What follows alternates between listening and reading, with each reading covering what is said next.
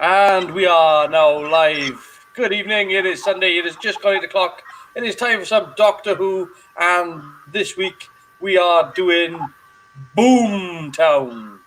And with me, of course, is Chris. Say hello, Chris. Hello, Chris. And okay. This week is a bit of an interesting one. Before I talk a little bit about it, Chris, we've just come off the back of The Empty Child and the Doctor Dances, and the season's been going in all sorts of directions. Do you remember seeing this particular episode? I do indeed remember seeing this. My children were worried about it because they were rather scared of the Slitheen. Yeah. And it was well documented at the time that it was going to be a bit of a money saver. Mm-hmm. And I was kind of, it's part of the series, it's part of the story. And whatever else I thought about this was completely made up with the fact that it had Annette Badland in it, who is brilliant in everything she's ever touched. Yeah. So it may be worth noting, actually, right, that she was actually so good that she is the reason this episode exists. Because this wasn't the original episode. All right. No. So the original episode was an episode called The Void, written by Paul Abbott. And I'm kind of glad this episode actually exists instead, because the episode was about how the Doctor had genetically seeded Rose to be the perfect companion. Oh dear God, no. That's what the original story was about. It was about how Rose finds out that the Doctor had always been messing about with previous past incarnations and timelines and stuff like that to sort of make Rose be Rose in the end, like. So that was the original story, and let me just sort of my monitor here. There we go. That was the original story, and they decided that the guy who was writing it, Paul Abbott, couldn't do it because he had originally agreed to do it, but his other commitments had got in the way. And what happened then was Russell T Davies had watched some of the dailies from World War III and Aliens in London, and he just loved Annette Badland. He just said, she's. So he, in the end, because he had an aborted script, he ended up writing Boomtown, and he wrote it for her, as a sort of wouldn't it be good to bring this character back? That'll explain why it was, as far as money saving episodes go, that'd be why it's so good. Yeah, I mean, it's... So, Ian's just popped in. Oh, my YouTube stalker. Yeah. I was going to finish stream early in the week and he popped up and said hello. So. Yeah. So there's a couple of things I want to say about this episode before we get into it. This episode is an eclectic mess of an episode that is also brilliantly done, but is also the best, worst possible, brilliant. This episode is all over the place. But I'm going to defend this episode on a very, very simple line of thinking. And that is that, yes, you could argue that this episode is simply just a filler episode. But I think what you'll find is that if you look at the contour of the series overall, of what we had, where we've had action, adventure, horror, fun, serious drama, thriller. This episode is coming after a probably one of the worst, creepiest, type episodes, and it's before one of the sort of big dramatic episodes. So there's a lot of weight either side of this episode. There's a lot of if you had put another episode in here, that was another sort of big drama piece. I think the whole series would have weighed down a little bit. I think it would have felt a bit like heavy, So the fact that they introduced this episode, which was a bit more comedic, a bit more lighthearted, was I think a good thing. And also the fact that you actually have an opportunity to, what this episode has in its favour is some great writing between the antagonist and the protagonist. That, you get that sit down scene with the Ninth Doctor and Margaret, and you can say whatever you like about the rest of this episode. That one scene is brilliant. Yeah, it is. It's really, really good. Yeah, I mean, it's great, right? Let me just share some of the things that Ian has put up. He's surprised me too. It sees the heart of the TARDIS idea. So they did previously put in different things before with the TARDIS. I mean, going way back. I mean, I remember William Hartnell episode giving the idea that the TARDIS was alive and it had some sort of entity. And the same with Troughton episodes as well. And right the way through, what made the TARDIS special was the fact that there was something extra to the TARDIS. And when Doctor Who come back, even in things like End of the World, see the idea that the TARDIS gets inside your head, and that's how you can understand all different languages. So it already put into these ideas of the TARDIS being psychic and psychic papers being of the TARDIS as well, and all this stuff. So there's all these little ideas that have been woven into this show. But I think what I would say about Boomtown, out of all the others, it's kind of a loose episode in that it's kind of catching the TARDIS crew on a day off. It's not really, the episode's not really about anything so much as saying, it's not trying to be, it's not single out a particular issue and going, right then, we're going to tackle this topic. It's pretty much going, what happens when the Doctor has to follow through on his ideas? What happens when somebody that has been previously defeated by the Doctor shows up and is like, what's the Doctor do then? How does the Doctor react? How does the Doctor behave?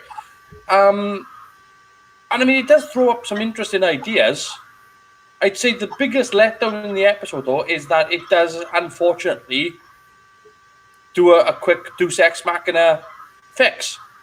And even Russell T Davies will acknowledge the fact that he wrote it that way deliberately because he really didn't feel that the Doctor should be the escort to an execution. But that being said, though, it's kind of, I don't want to say it's a missed opportunity, but I think it would have been nice to see the Doctor actually follow through, because this Doctor's damaged. Like, this Doctor's just come off the Time War, and we saw what he was like with the Dalek, when he was trying to kill the Dalek. So the question is, if the TARDIS hadn't turned Margaret back to an egg, spoiler alert, by the way, if you're watching along with us and you haven't seen this episode, that's that room. We'll switch off now. Thanks, yeah. man. But no, if you hadn't seen that if the TARDIS hadn't reduced Margaret back to an egg, would the Doctor have actually delivered her to an executioner's?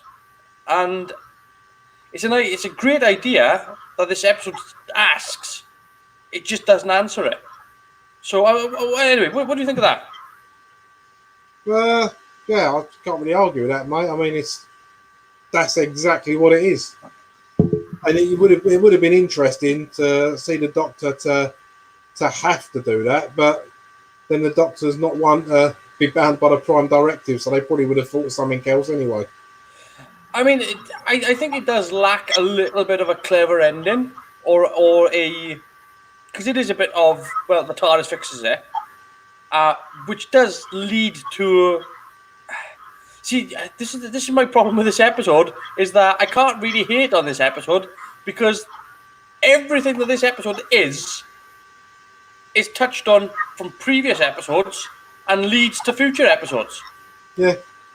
So it's really difficult. Yeah, it's really difficult to kind of hate on it, to go, oh, well, that's a bit of a coincidental ending, when that ending pays off in part in other ways. where they open up the heart of the TARDIS. So there is a, and again, there's previous themes been touched on from previous episodes. That it's kind of like, and on top of this as well, and I'm not really fond of this being in Doctor Who, right? I think you're with me on this anyway, Chris. Is that they introduced the soap opera element of the romance between Mickey? Oh God, I'm doing it now. Mickey and Rose, and it's not. I'm not keen on the relationship there, and it's kind of like this is the final sort of, it's over. Between the two. Sort of. It's a bit more complex. The relationship's a little bit more complex than that. They're sort of broken up, but they're still together. They're still in each other's lives due to the Doctor. I think the only thing that's really good about that scenario is that it does kind of ground out the story a little bit, but it leads to what happens with Mickey later on. And I mean, like, throughout, where Mickey becomes the more heroic character when he starts traveling in the TARDIS with the 10th Doctor and, all this stuff that's to come. When he becomes an alien hunter. All these sorts of things. It's just, for me, when it comes to science fiction, I just don't need stuff like this. The romantic, mushy, what I would consider to be a CW TV show. Yeah. I don't need. To be fair to people that do like that, and obviously the writers like that, or they wouldn't have written it in. I think they handled the whole relationship side of science fiction better with Amy and Rory than they did in the earlier of the Return series. I mean, again, I think that there's this. It's. The way they handle it with Mickey and Rose, and again, mind you, the way they've handled it with Mickey and Rose throughout is that they've had a relationship we haven't seen. Yeah. So what we are getting are the tail ends of conversations that have previously gone on. It's not like we having to sort of go through the entire relationship with them. It's more like we just get in sort of the end of the conversation. And so it's good in that way that it doesn't linger on it. For me, though, I'm much more of a let's get on with the science fiction of the story as opposed to let's do the romance. Though, again, even though I'm not fond of that, I can certainly understand why it's in there. Because it'll play out much later on. So it's one of those things whereby it makes Mickey much more of a... My damn monitor lead keeps coming out. It's much more of the character build for Mickey, which pays off with Mickey and Ricky when he goes to the alternate universe and things like that. So, this episode is a muddle. It is a muddle, but it's perfectly placed. It's a perfectly placed model because, again, it balances the two episodes you've got either side of it. You need a comedy episode. So you've drawn on a previous comedy episode, which is Aliens in London. So you've got this sort of loose, lighter-hearted episode, and then you throw in these heavier themes of this character being executed. So I mean, it is. It's not just a clean cut, this episode is good, or this episode is bad, or this episode is this, that, and the other. It's kind of an everything episode. There's everything thrown in here. So, I don't really know what more we can say before watching this episode, really. Well, I don't think there is a lot, to be honest. I think you've pretty much covered that. I remember when I watched this at the time, that I thought it was okay, and I think I probably would, if I'd have known it was on, I would have watched it anyway, just because Annette Badland was in it. So, because she's just great on screen. There's not enough of her on the telly. No, there's not. She is absolutely fab, by the way. She's a tentpole actress that she's good at everything she does. She sells everything she does perfectly. she can do silly, she can do sophisticated, she can do scientific, she can do. I mean, she works as a forensic pathologist in Midsummer Murders. So she's got this massive range, and here she is playing a creature wearing a skin suit. So she's covered all her bases really. I bet she didn't see that coming when she was at RADA. An interesting thing about this episode as well. So I made mention that this wasn't the original episode written. It's worth noting, when I said that this episode was written around Annette Badland, it wasn't just written around her, it was filmed around her. So the shooting schedule for this episode was shot with her in mind because she had other commitments working on other things. So some of the times when you were seeing Christopher Eccleston in scenes, it's not Christopher Eccleston. It's a double. And there's a couple of times whereby, because you've got to remember, at the time because the schedule had to be made around Annette Badland to shoot all her scenes, some of the time, Billy Piper and John Barrowman were still working on The Empty Child. So the scenes that they were doing together, where they were doing all the dancing in Captain Jack's spaceship, all those scenes, they were filming that whilst they were making this because they had to shoot for Annette, and that's how committed they were to having her in the show. They could have recast and called it the same character that she's just wearing a different skin suit, but because they wanted Annette so much, they actually rescheduled that little part of the Doctor Who shooting schedule to actually fit her around her, like. So, well, you have to give fair play to him for that. I mean, it's been a while since I watched it, but I don't ever remember noticing that it weren't Christopher Eccleston. So it's not just that it's not Christopher Eccleston. I think a couple of times it's not Billy Piper. So there's a couple of nice little camera tricks that they pull off in this. But yeah, it was a filler episode that I think actually is a little bit more successful than it should be. Well, yes, so it filled out so much. It's kind of like a 4-circle Venn diagram, and you've got this episode in the middle, what's gone on before, what's gone afterwards, and the story it's chucked out. So yeah, but it's kind of like the glue that's holding the rest of the series together. Like, it's not just. I mean, it's a necessary thing. It's not brilliant in its storytelling, and it's not.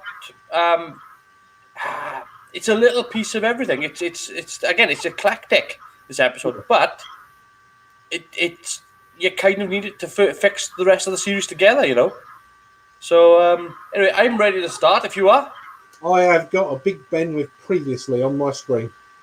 Oh, I'm about to press play for this one. So 3, 2, 1.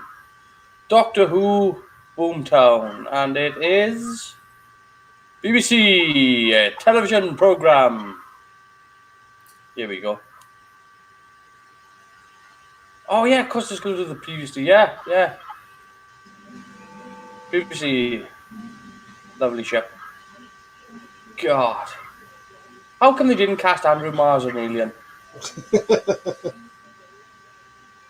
No one would believe it. He doesn't need makeup.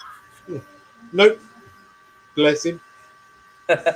Oh yeah, wouldn't change it for the world. Yes.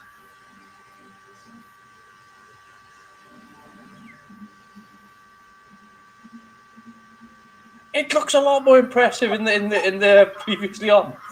Yeah.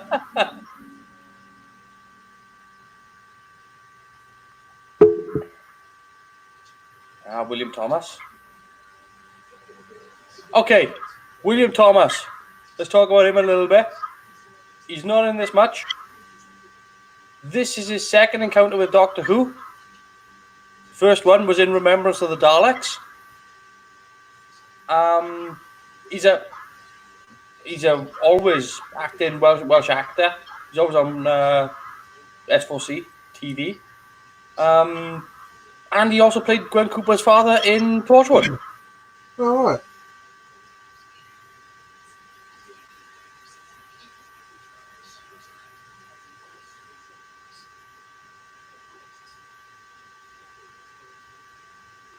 It's a nice little way of that delivery. The emphasis that she puts on human. And I believe that's a redress of the Downing Street set. Looks like it, doesn't it?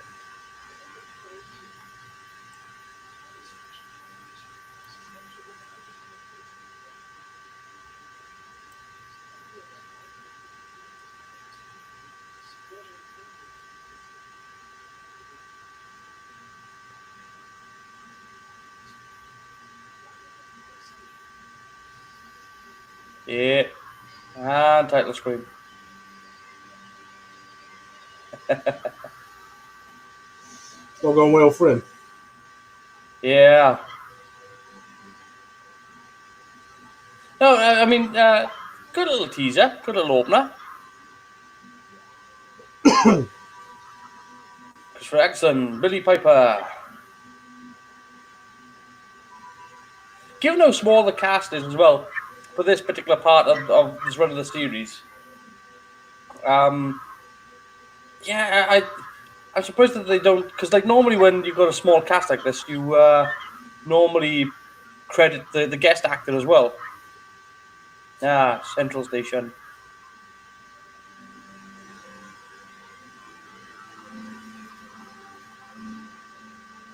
No, I can believe that Annette Badland is this alien, and I can believe that she's fitting into that skin suit. I can't believe Mickey found the bay from Central Station. That's just too much of a stretch.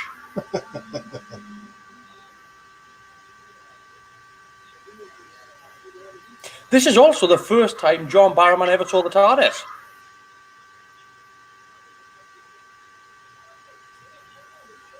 Not the first time Captain Jack saw the TARDIS, but it's the first time John Barrowman saw the TARDIS.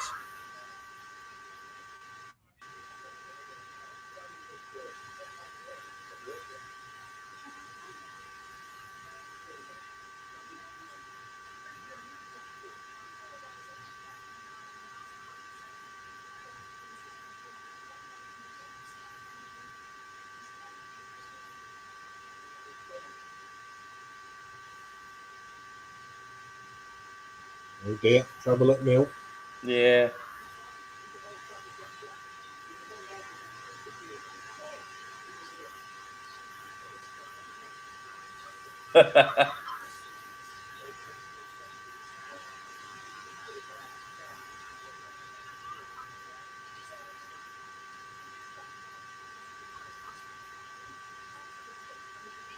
The rift.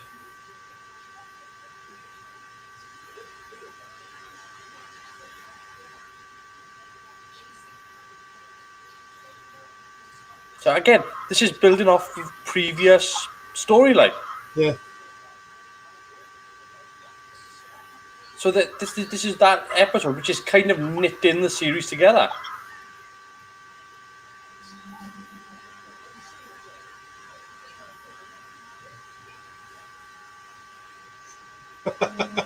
Yeah.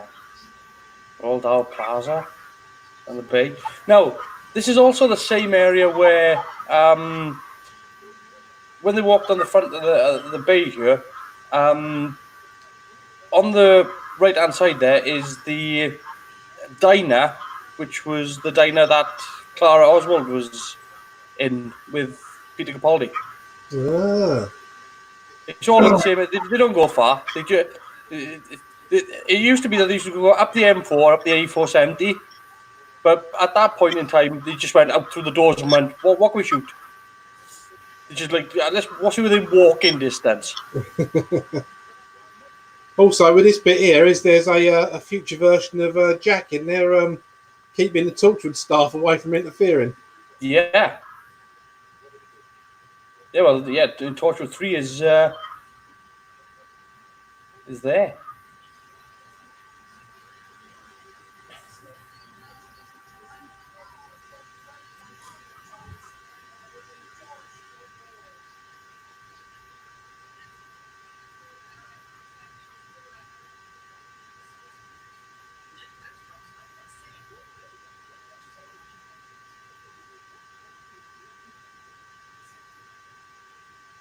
She is so good.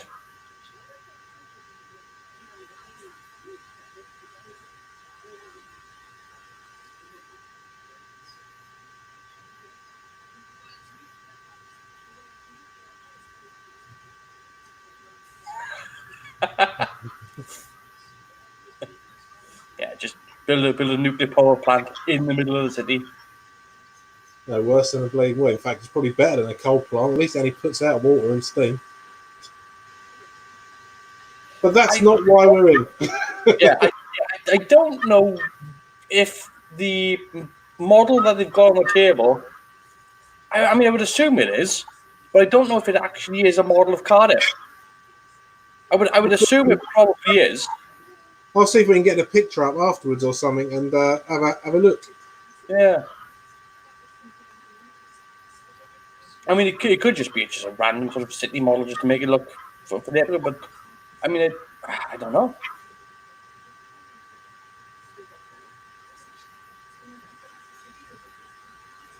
I don't know that actress's name. I'm gonna Google that quickly. What's the character called? I'm not sure.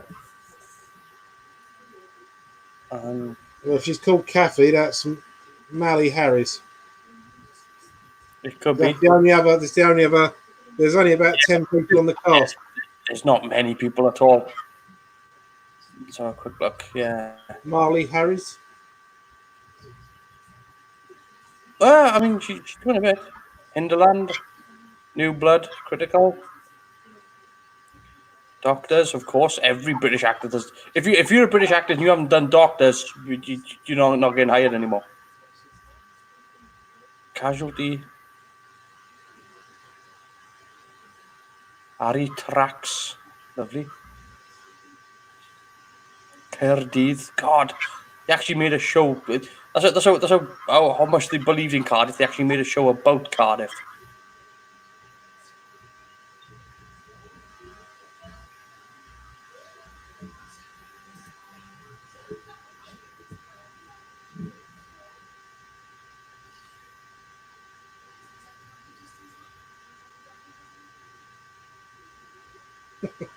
I mean, there's no need for that.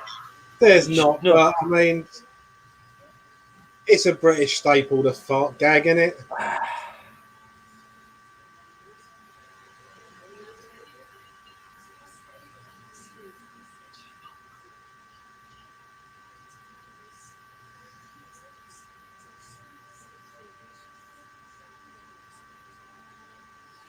That's not a bad bit of CG for the time. It's. I'm curious as to how they would improve it. Like, if they were to do it now, what would they do? What would they change?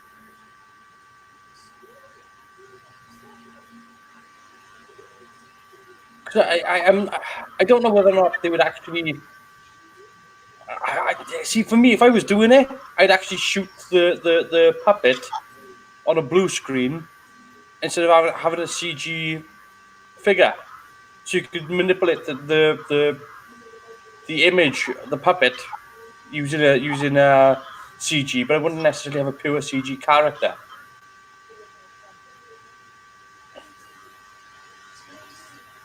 But really, I don't know what they would do to improve it.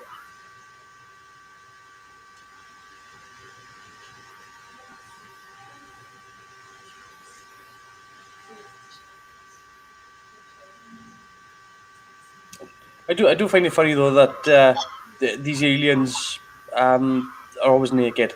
I find it a bit odd. Well, I mean, cats are always naked. Yeah, so is Chewbacca, we assume. I just find it odd. He could wear an ammo belt, old Chewie.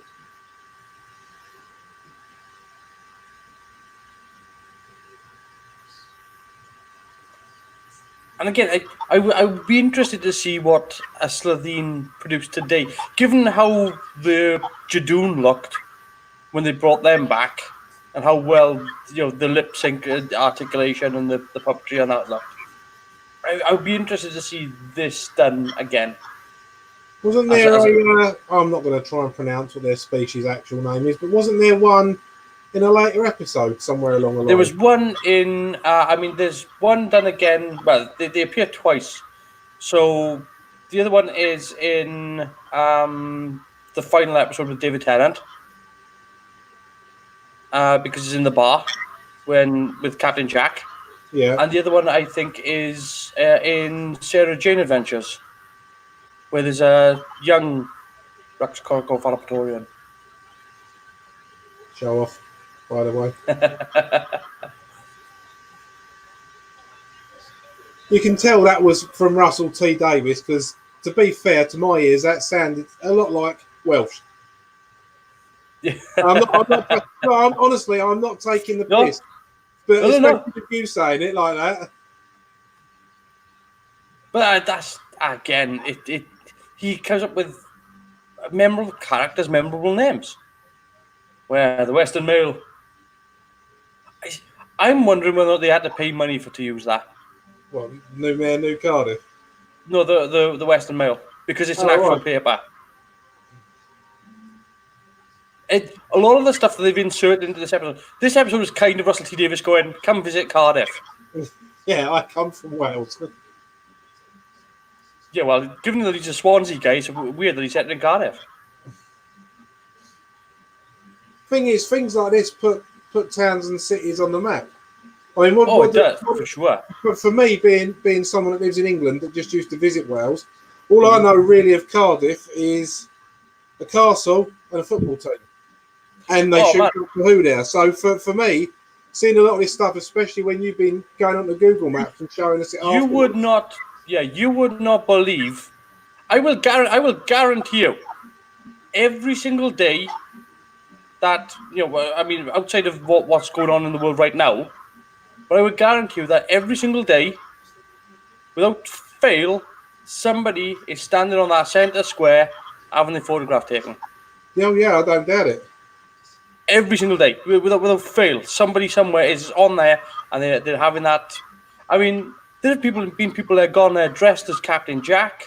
I believe one guy, a gay couple, one was dressed as Captain Jack, the other one was dressed as Yandel Jones, and they got married in front of the waterfall. Nice touch. So I don't know. I'm not sure if they got married. Maybe they proposed, but I don't know.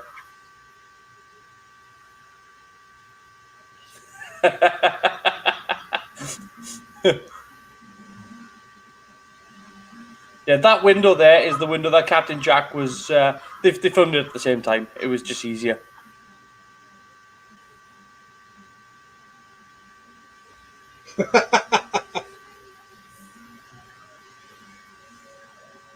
He could have run round that trolley. There was no need for him to jump over that. Yeah, but they had a gag to set up with Mickey. Yeah. Ian says, I've been there and stood on the slab. It's one of those things. It's one of those done things. Now, this is Centre of Cardiff. This is, I believe it's the university building.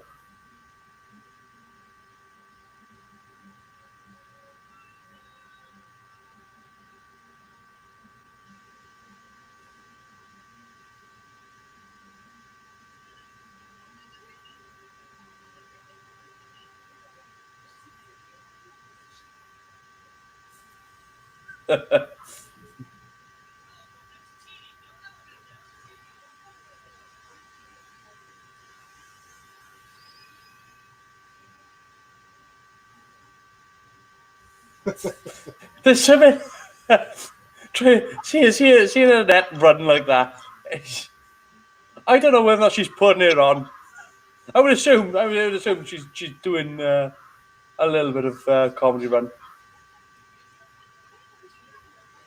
Plus, she's in heels as well. I'll give her that. Yeah, it's not the easiest. I've never tried, mate. I have, unfortunately. I've had my few on-stage performances where I've had to wear those sorts of things.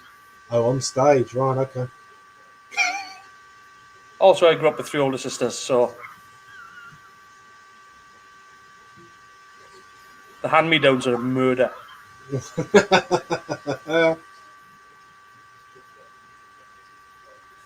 So, again, we're talking about this episode and how this episode is kind of all over the place. And you've just had this sort of bit of a chase sequence. That's a bit of a comedy chase. And now we're going to step into something what I would consider to be absolutely absurd, which is this damned extrapolator.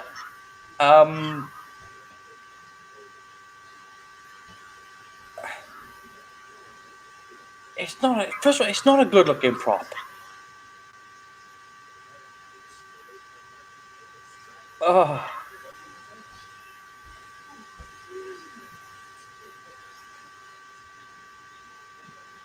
Leave Druk. Is that Welsh a bad wolf by any chance?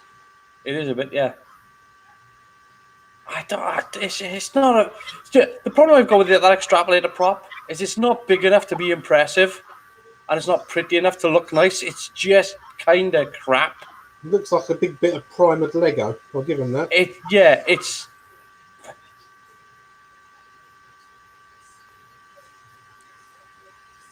I think it's probably budget because given that it was supposed to be part of the model, I think they were kind of hoping that it was going to be like the model of Fort Knox and Goldfinger, that big impressive. I think they were hoping that.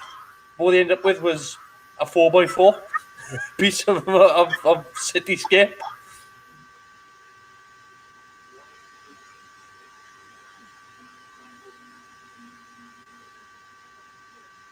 So yeah, the given that the extrapolator was supposed to be like this intergalactic surfboard, which is a crap idea anyway, but it's tongue in cheek, so we kind of let it slide. But it could have been this really sort of more impressive prop. Yeah, I really like that as well. I remember that at the time where they're playing like the Doctors or whichever theme it is, and they're talking about Bad Wolf, and he goes, "Nah, it's probably a coincidence." Yeah. Yeah.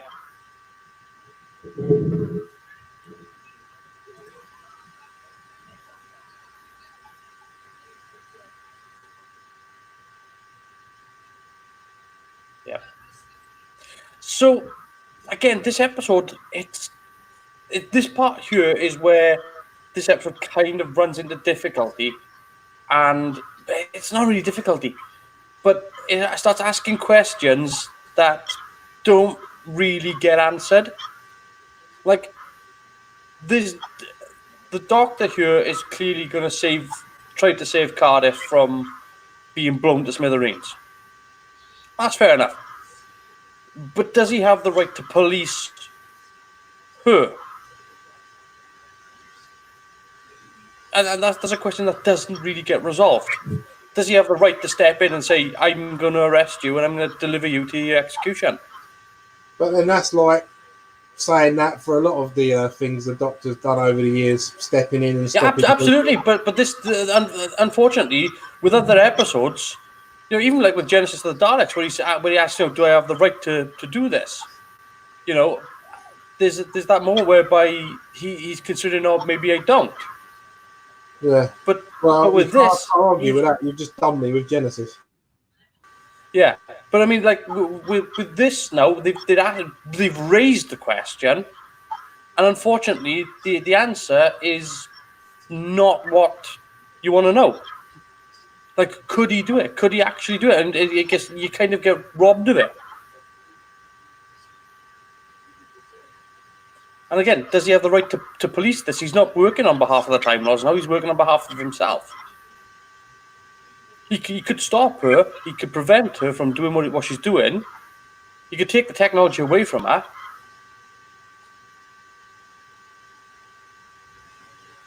The solution that gets presented is that, she must be delivered back to Raxcorgo Falbatorius for execution.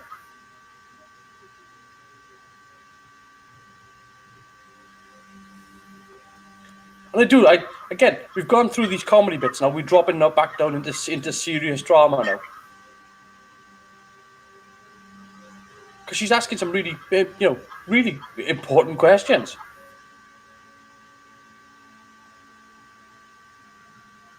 What sort of person could you be to look your enemy in the eye and know that you're going to be murdering them.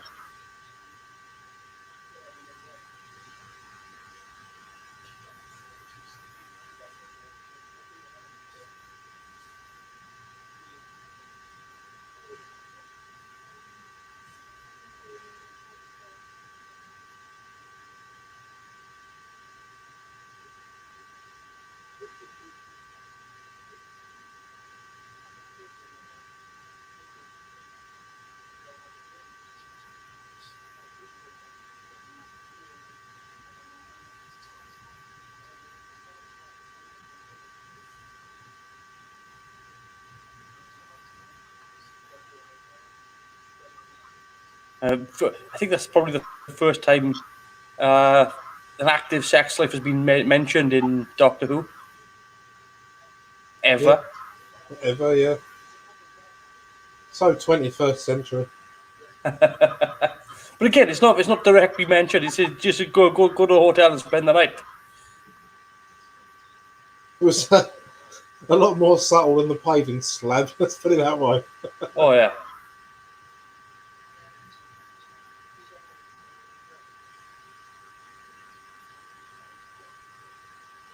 Such a... I tell you what, right? It's not my favourite Tardis set, but it is bloody clever in its design. Yeah. I know it's sort of this coral space pumpkin, but you can shoot it from almost any angle. The only angle you can't shoot it from is the reverse angle, because there's no wall there. But you can shoot it. You can pretty much shoot it from anywhere you like.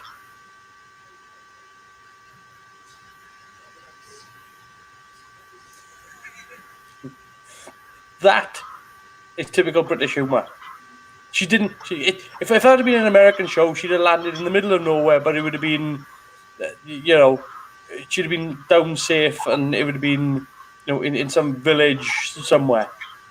But it's British humour. She landed in a skip on the Isle of Dogs. It just makes me think of Mr. Jolly Lives Next Door with their little Bedford Rascal. If you remember that comic strip. Yeah.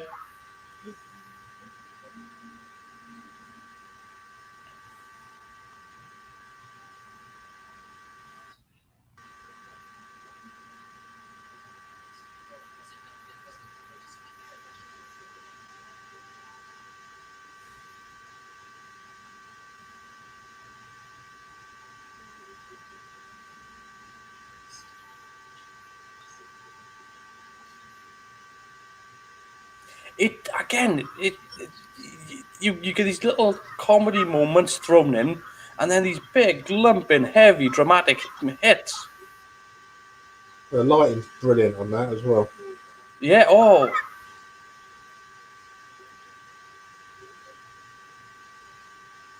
I mean, look, you've got two great actors. You're going back and forth. It's.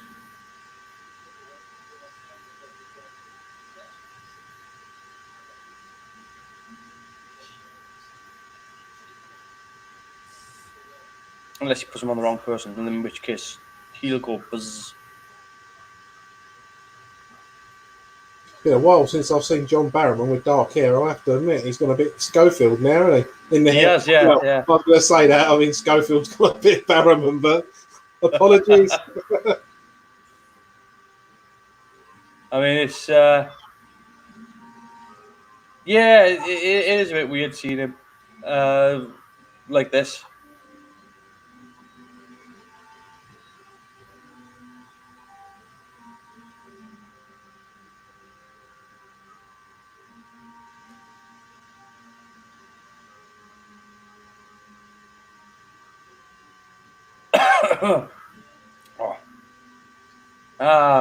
Bistro 10. If you can afford a meal in there, you're doing all right. From number 10 to Bistro 10 for her. That candle on the table was a £5. No, it's ridiculous. Cardiff Bay's a bit ridiculous. Yeah, that's the same as, like, central London and stuff like that. It's, yeah, but it's Cardiff. I mean, you don't, like... Yeah, isn't Cardiff considered the capital of Wales? So it's the country's capital city.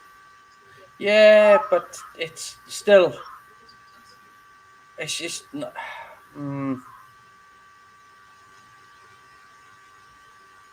best thing about Cardiff is that there are like 4 Burger Kings. No, I tell a lie. The best thing about Cardiff, actually, is there's this lovely little place called the New York Deli. It's in Queen's Arcade. Oh my god! If you ever get a chance to go to Cardiff, go to the New York Deli.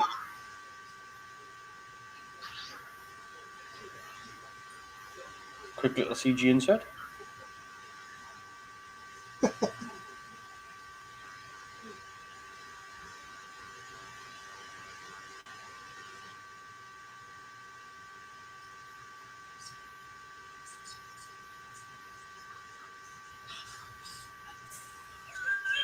The tongue. It's. I don't know what made it do that, but it's brilliant.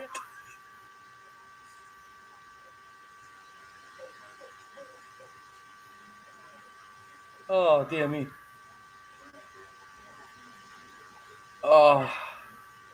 So where they're walking down to now is pretty much the official entrance to Torchwood. The as I showed you before, it's behind them there. That's what they call Yanto's monument. Oh, what, the shrine showed us last the shrine, week. Yeah, Yanto shrine, yeah. When they done Torchwood and they wanted it to have that as being the entrance, they put a fake door there, so you could open the door and you could walk pretty much about this far in. You couldn't go any further because there's a solid wall there. So they added this fake door, and then they just faked it on set. Then they built the rest of it on set in the studio. So you could sort of open the door and walk sort of into the door frame, and then they would cut to the interior of the studio, and then just have you walking inside. So.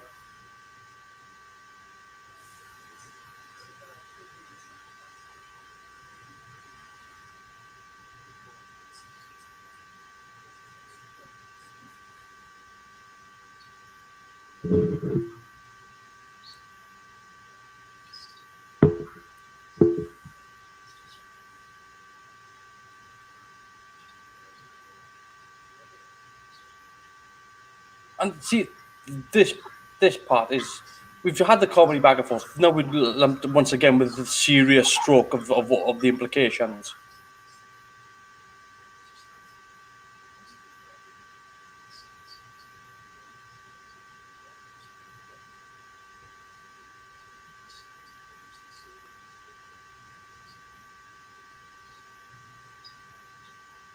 Some brilliant lines.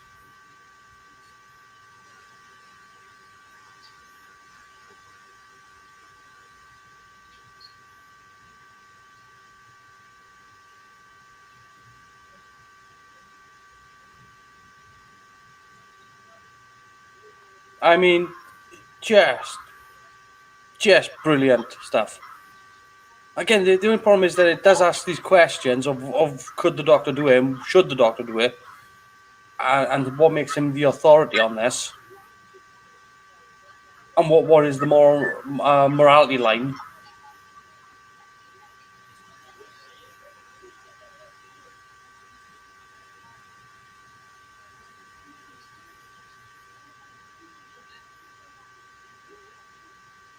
Yeah.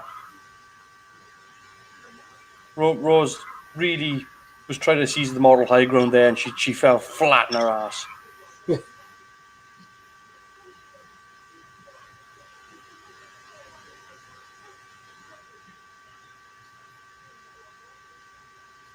I mean, it is good that they kind of inject this, how the Doctor isn't necessarily a positive force on everyone's life.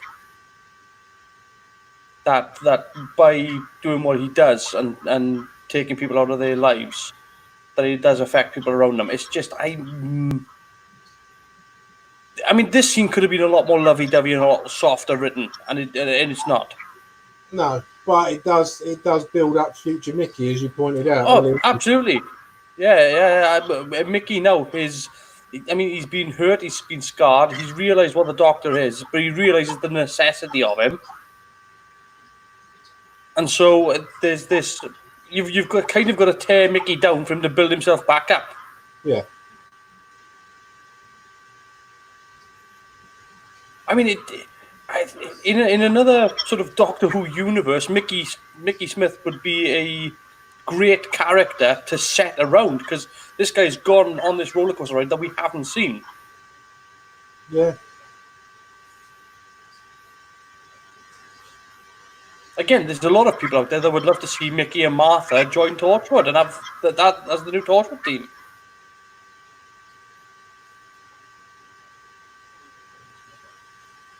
Look how close they've pushed the cameras in now. Yeah.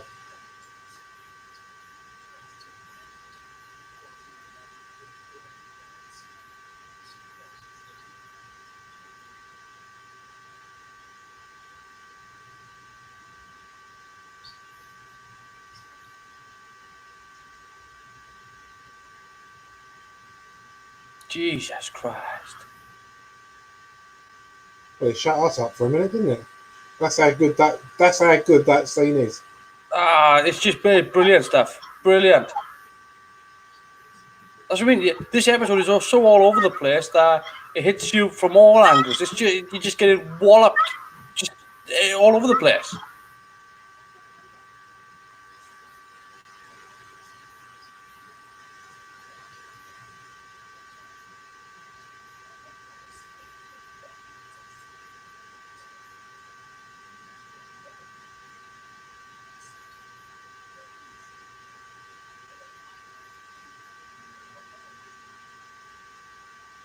So, here we go.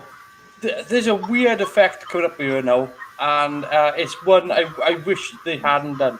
I understand why they've done it, but they're about to run up towards the TARDIS now to see the rift sort of sparking away, and when they're up, you see all the floor cracking behind them, and I wish they hadn't done that, because it doesn't make sense. It's not a concrete. There, no, it's not a concrete floor.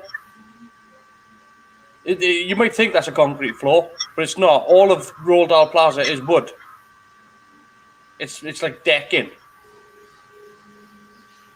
So to have these sort of great concrete cracks in the floor, it's. I understand why they've done it. I just wish they'd done something different. It's a quick effect. It's not in your face. It's nitpicking stuff.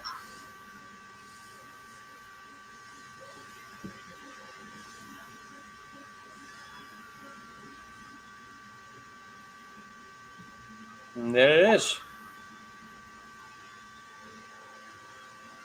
I like that effect though. It's a good effect. I believe the cloud. If I've got this right, it's upside down, fish tank, and a bottle of Dettol poured into a tank of water.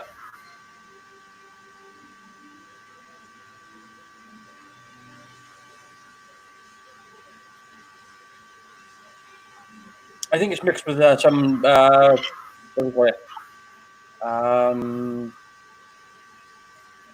Dry ice and things like that, you know.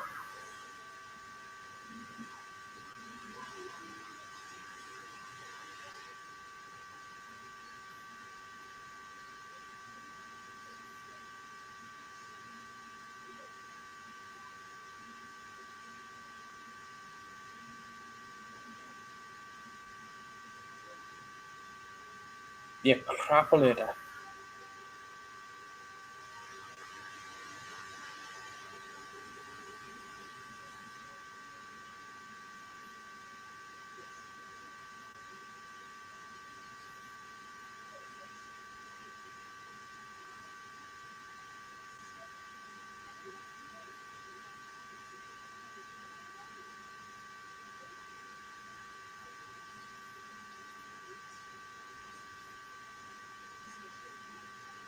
It's a good line. Magpie mind. Yeah.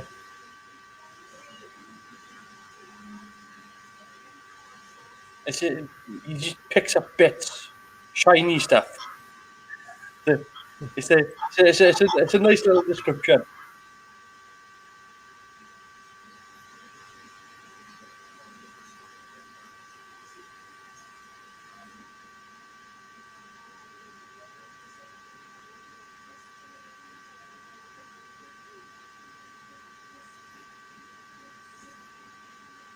So I mean, again, we're building up. Again, yeah, nice looking effect. And then this happens, and I'm like, it does set up for it later on.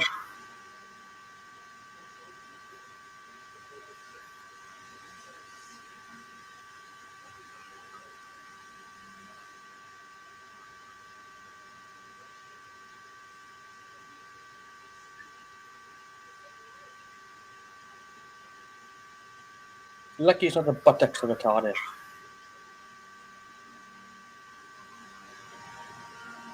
Not sure what that would look like.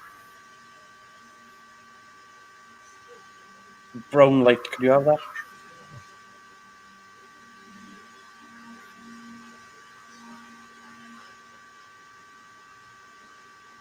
I bet that was painful.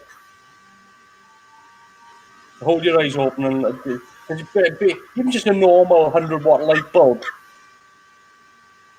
It's kind of like, oh, that's right. Well, they've toned it up a bit in post though. I mean, yeah, they would have, but she's still being hit by, she's being hit by a flat softbox. That's got to be, it's got to be a couple of 100 watts of light. They would open up the exposure for sure. But I mean, you say the 60-watt light bulb is going to hurt.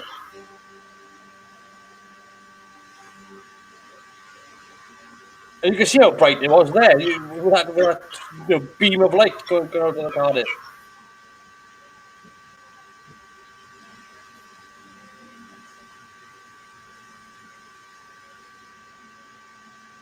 Studio lights are often, people don't realize studio lights, when they shoot on things like this, there's often a lot more light than you think. Oh yeah, I know they put out a lot of heat as well. Well, these days not so much, because these days they normally use they're using DMX 80s here for a lot of the lighting, so they are, it's basically a square panel with about 6 neon strips inside. What they normally, which is the general lighting. But most of the time now they're using LEDs, so they're using LED bulbs.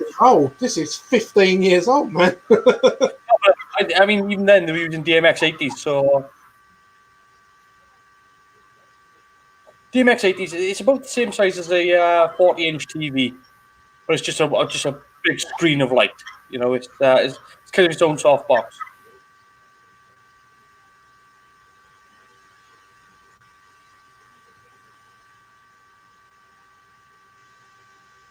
Yep, she's just remembered Mickey.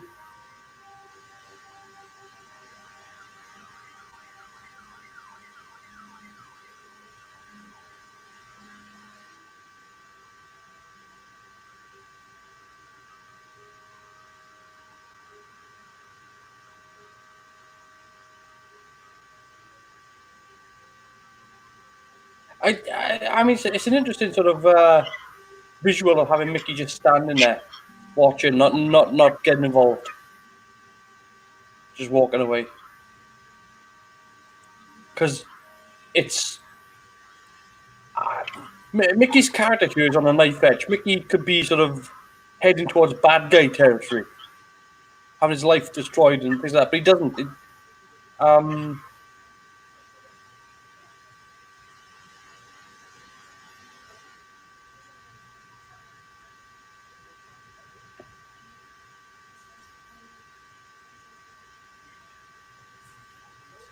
See, don't make it domestic. There we go.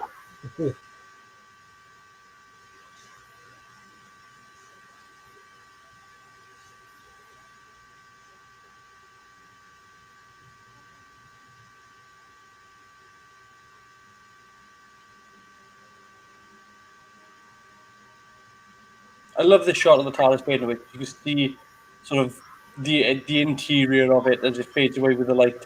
And that's the end of that. They're slipping by, aren't they, these episodes?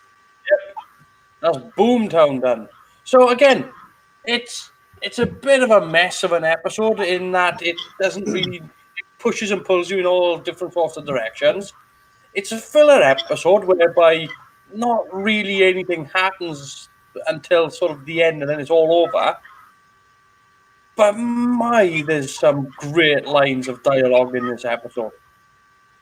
Like just some fantastic stuff. I mean, there's a web of sort of stupidity and slapstick and all this stuff just like glued onto this episode. But then you've got these awesome lines of dramatic dialogue that are just slapping you on the face. So yeah, what do you think now that you've seen Boomtown once again?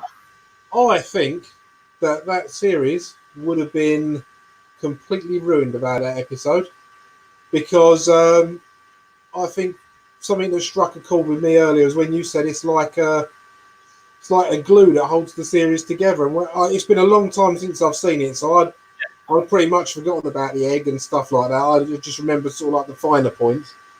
But they finally acknowledged Bad Wolf, even though we've seen it. It's actually been acknowledged now by the cast. You've got Margaret asking whether or not the Doctor can be a killer, and you've got the Doctor second guessing himself, which comes up again in the finale. You've seen the heart of the TARDIS. You've got Mickey on his knife edge, which fortunately, as soon as he hears the TARDIS engines, he comes running like a puppy. It's got a lot of it is. This is like the cohesive point of the whole series to launch you into the final story. What I think is great with this episode, right, and again, you touched upon it now, whereby it's what does tie the series together. It's the knot that ties. You know, we've had all these threads running through the show, and this is the knot that ties it all together. It's a bit of a mess because it is a knot. Because we've got this episode went back as far as Unquiet Dead, and the end of the world. Didn't quite go back as far as Rose. It did mention, sort of Mickey having his life before all this happened. So really, it's taking bits that have previously gone, and it's sort of tying all these ends up, and it's leaving enough there so that it doesn't have to tie it up in Bad Wolf and Partner of the Ways. Yeah, it doesn't. Those two episodes now are free to do whatever they want now. So regardless of whether or not you think this episode is brilliant or whether or not you think it's crap, it's a necessity. This episode is very, very necessary to make this entire show work. And again, you said they've acknowledged Bad Wolf. It's the first time it's come up whereby they've really sort of gone, what the hell is this? We've seen this time and time again. So there is that. But without this episode, and yeah, there's a bit of buffoonery there. There's a bit of again slapstick. There's a bit of heavy drama. There's a bit of soap opera. There's a bit of everything in you. So it doesn't really go in any one clear direction. That's what makes this episode such a mess. But without this episode, this entire show just doesn't hold. I mean, imagine what would have happened if at the end of Partner of the Ways, the TARDIS just opens up and then that's it. Without knowing that was the heart of the TARDIS and what it does, which is set up in this episode. Even though this episode is a Deus Ex Machina of a finale, without knowing it, there is no setup for Rose. So Rose would have been a Deus Ex Machina. Yeah. And it wouldn't have made sense as how she would have got back, because you'd be like, well, how does she know how to fly the TARDIS? So, and then this whole setup with Bad Wolf and this whole setup with John Barrow. Without this episode, you would never have Torchwood. Yeah, because John Barrow would have been dead. It would have been Jack Harkness is dead and died, and that's the last to see of him.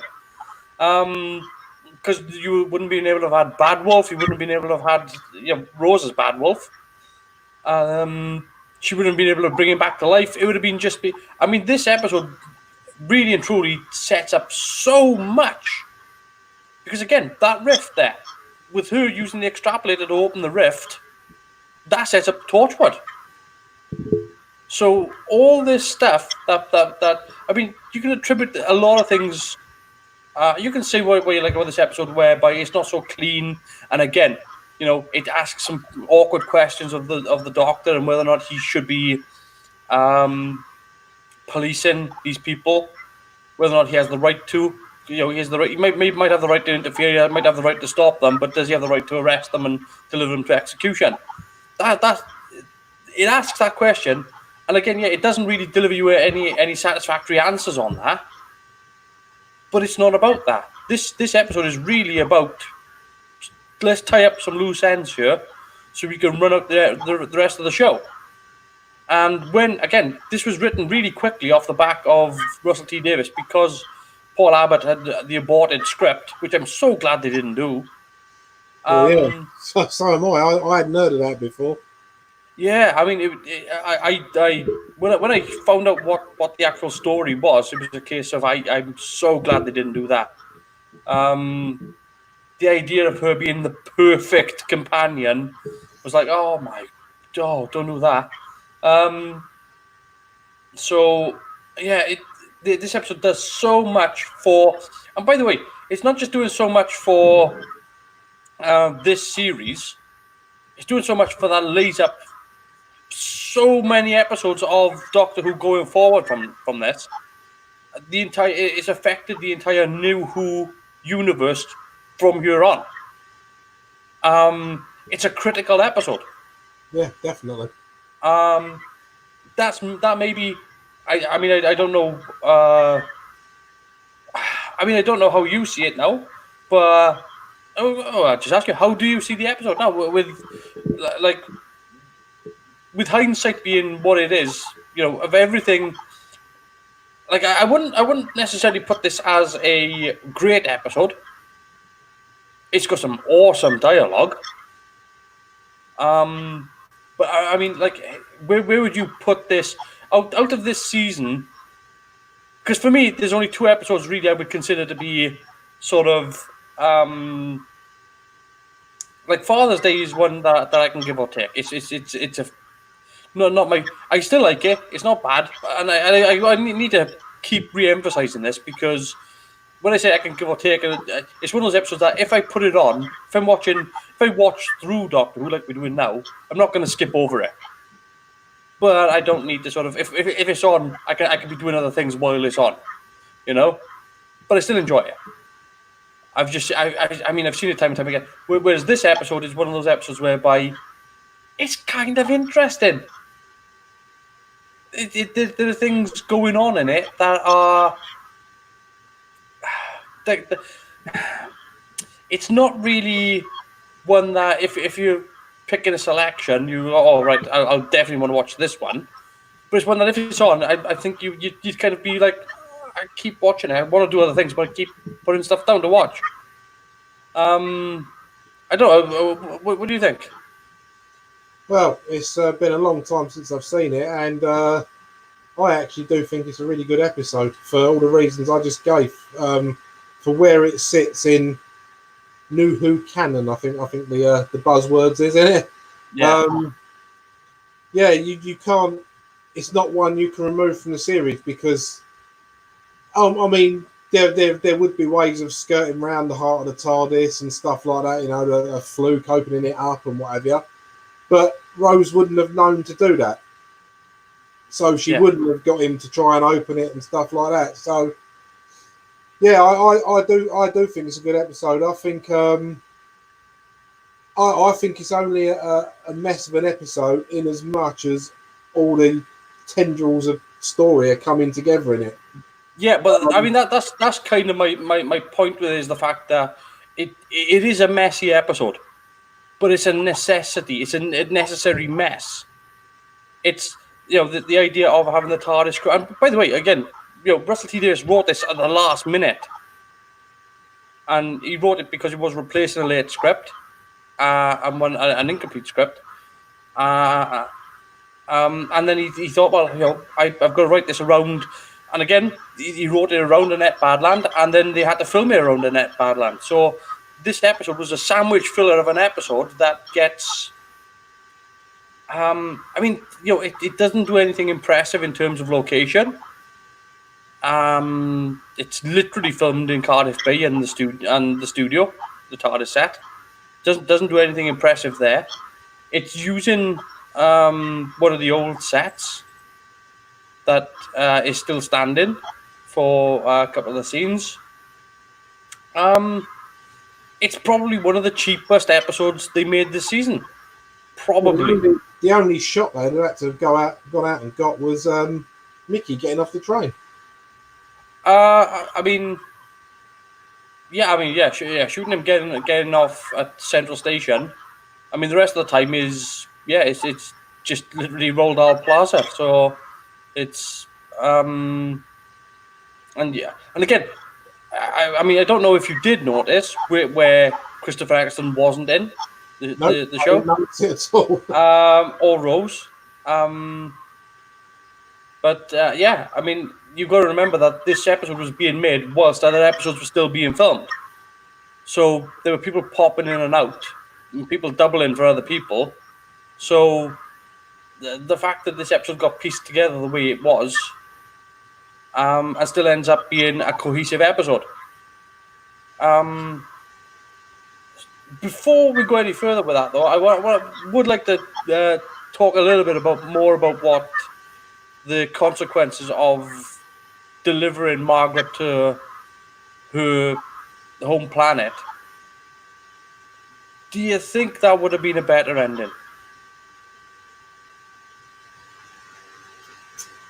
No, I don't, because if there's one thing that there is about the Doctor that sets him apart is the fact that he's got compassion and he can see the best in people, unless they really cock him over like Adam did. But I don't think that would have been better. All right, the solution was handed to him by the TARDIS, but I mean, before, didn't the Fifth Doctor take someone that was due to be get a death sentence and drop them on a different planet, so they didn't have to face it, even though they was bad?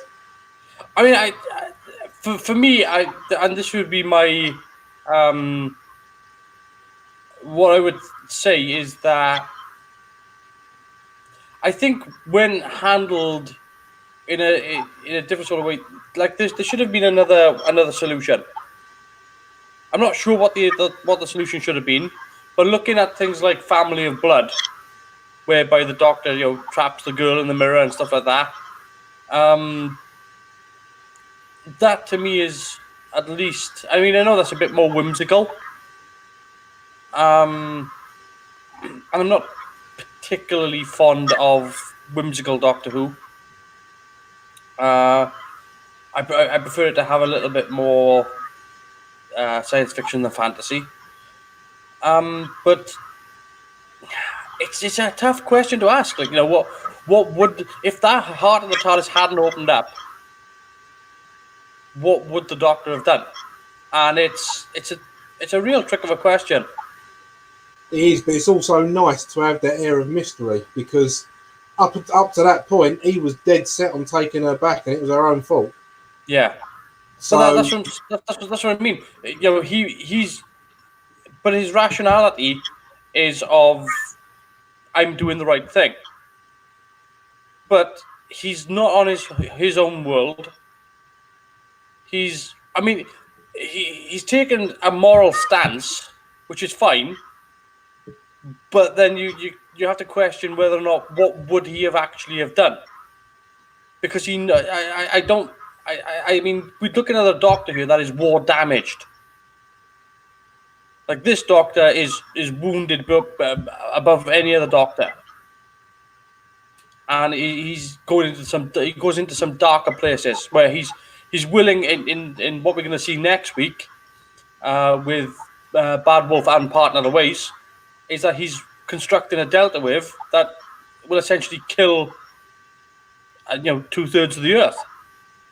Anything within line of sight of the delta wave gets murdered. So he's willing to go quite far, and I'm just wondering whether or not this episode is actually one of the reasons why he doesn't end up pressing the plunger. Well, if you remember in last week's episode, everybody lives, fantastic, just for once, everybody lives. So that war damaged, having to go and see all that death, maybe he's without them telling you, you've got to read it yourself as a viewer in the stories as they're presented. Maybe he's just had enough, and perhaps he wouldn't have done it if the TARDIS hadn't have opened. We don't know, because it's But that's what I'm saying. As part of with this story, with it sort of asking these questions of whether or not the Doctor would have policed this person to the point whereby he would have been her escort to her execution, and then because I'm thinking of the time where Peter Capaldi escorted Missy, and he ended up just shocking her into stasis.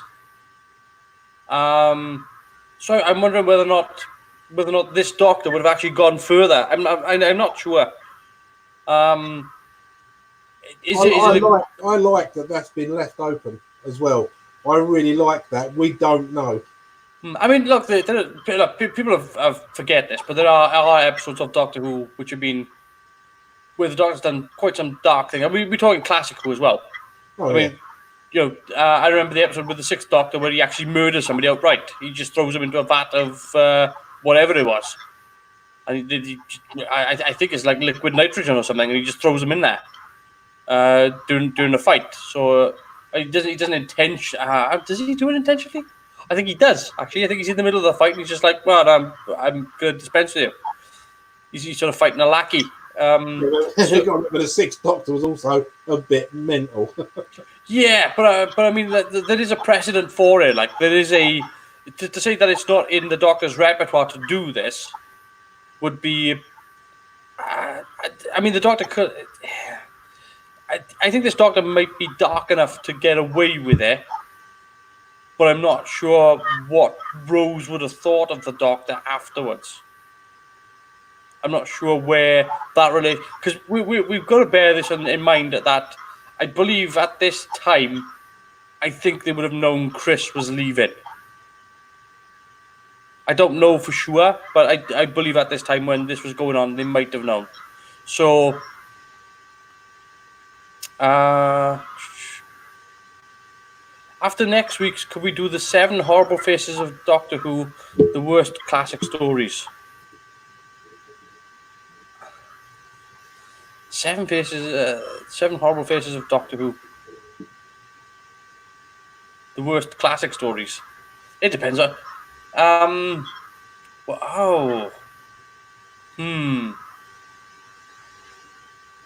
have a quick look. Well, it's got to involve the horns of Nimon, isn't it? Bertie Bassett. Oh man. Are you sure you want us to do that here? I mean, are you actually watching them along with us, or are you just going to laugh?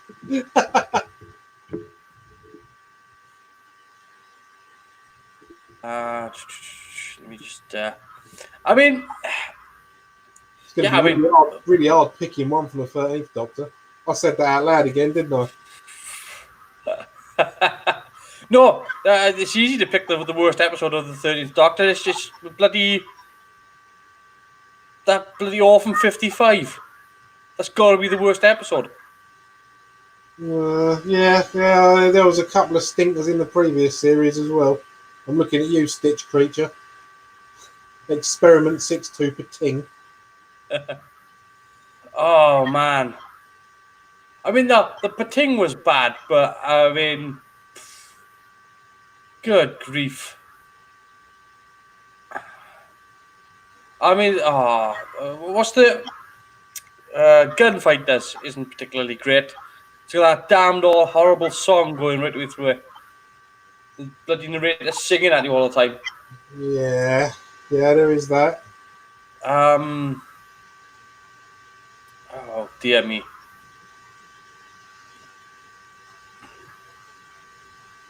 Trying to think. Well, what are the? I mean, what's the Carnival of Monsters? Is all right. Trying to think. What's the? Oh, the what the hell's it called? Is it the Doctor Who and the dinosaurs? Well, the third Doctor one. Yeah. Invasion of the Dinosaurs. Yeah. That's pretty bad. Although I'd say that Green Death isn't great. Yeah, see, I don't mind the Green Death. I think It's okay, but they're giant maggots. looking back at Who from sort of like I suppose I watched a lot of them in the 90s on cable and that. Yeah. The Green Death, to be honest, was the story that got me back into it again when they were showing them. I started watching Doctor Who again from the Green Death, so I suppose I've got a soft maggoty spot for that one. I mean, I think I don't think there's. Here's what I find is interesting. I can sit down and I can watch Time Flight, no problem at all. It's a terrible episode of Doctor Who. It's not good at all. But it's, for all its flaws and failings, it's still trying to do some interesting stuff. I cannot sit down and watch Orphan 55. Because Right, it's just crap. So next week we're doing Orphan 55 then. No, we're bloody not. Yeah, it's just it's weird. I think that I think that Doctor Who doesn't give you a license to do crap. Like, you can't just throw out anything and call it science fiction and say, well, we just stick the Doctor Who label on it. And I hate this. I hate this actual. This is a problem when it comes to science fiction writers, is the fact that they come up with this stupid narrative of saying, well, science fiction is a way of exploring the human condition. That's all fiction, mate. It's not science fiction. That's all fiction. Science fiction just it grabs it and waves it in people's faces, going, look, we're exploring the human condition. Every form of fiction does it. We've already done Time in the Rani. Haha. We've already been in a cover that one, Ian.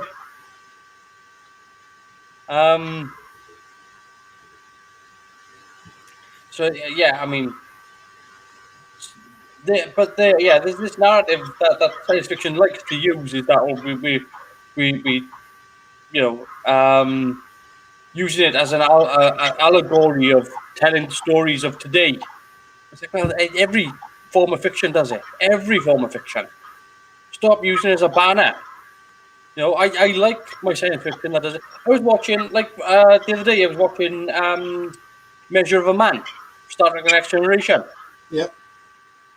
It's not just a story about slavery. It's actually a story that's based on a real event that actually did happen. So it was. It's not just that science fiction has a way of teaching you or talking about issues. It's a way of looking at what we've already done and gone, this is why this didn't work, or this is why this should have worked, or this is why. So there's that, but all fiction has that in its back pocket. It's not just science fiction. Science fiction is the one that just keeps waving the damn banner all the time and screaming it at people. Yeah. So there is the idea that with Classic Who as well, Classic Who does a similar sort of thing whereby, but it's not talking about it. It's not. That's why you do get some crap episodes of Classic Who, because sometimes it's trying to talk about stuff and using that as a crutch, when actually you just want to blow stuff up with lasers. It's I've noticed a couple of particularly with the older Classic Who's. I mean, some of the newer stuff as well has done it. I'm not just raining on the classic stuff for doing it. Some of the newer stuff is done it whereby it's gone. Well, I mean, in particular, the Timeless Children. There's a good couple of, there's at least 30 seconds when the Cybermen could have just shot the living crap out of the Doctor with a detonator in their hand. She wasn't even facing her. They could have shot her in the back, in the face, in the hand. They could have just put her on disintegrate, and they just didn't shoot her. And it's these sorts of decisions that they put into the writing that really, really bugs me. Like this, with what we just watched with Boomtown, I don't like the idea of the extrapolator. I think it's a stupid idea. It's a crap. It doesn't look good. The prop doesn't look good. The idea isn't good.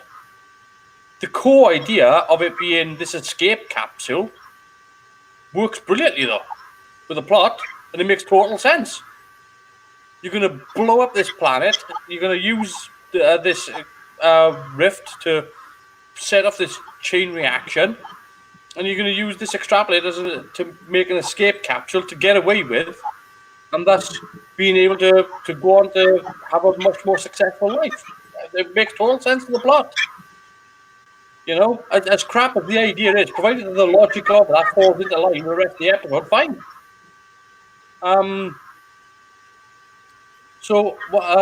Yeah.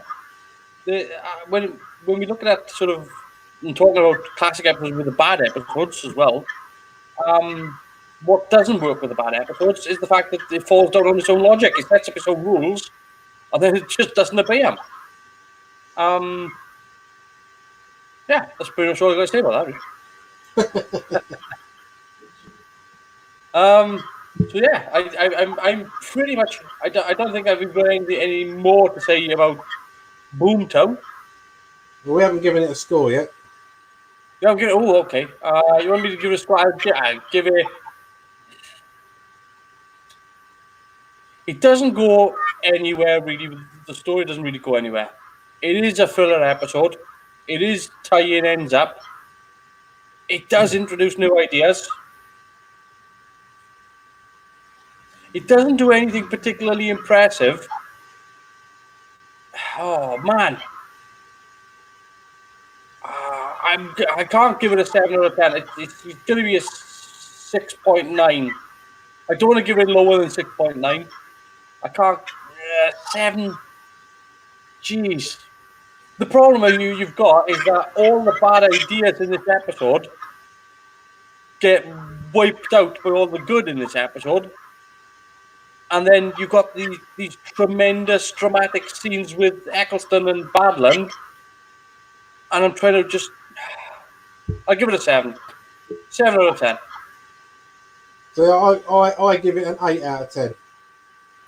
Yeah, I thoroughly enjoyed that. It would have been... If they'd have had a different actress, it would have been a 7 out of 10.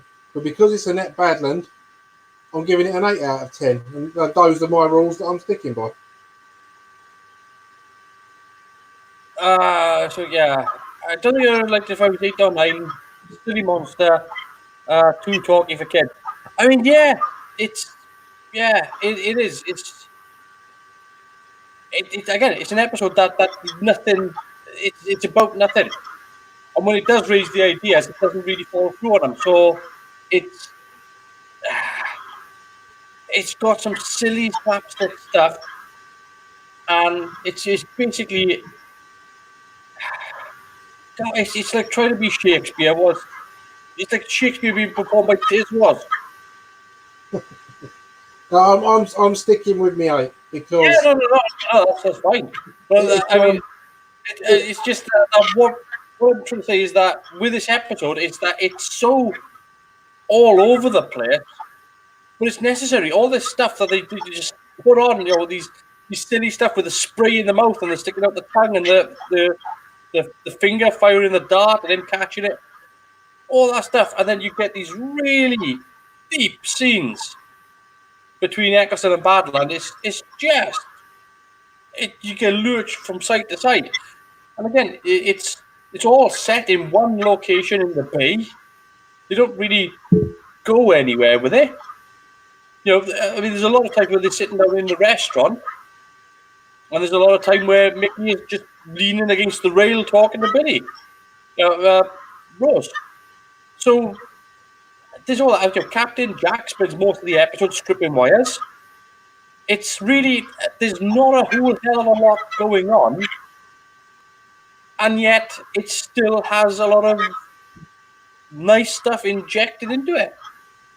So yeah, I'll give it 10. I was going to say 6.9, but given that I just was thinking about those scenes in the bistro, and yeah, it's got to be a solid 7 for those, just for those. I can sit down and just watch those scenes by themselves. So I'd forgotten how much I liked that episode. It's been so long since I've seen it. Yeah. Oh no. Like I said, there's stuff.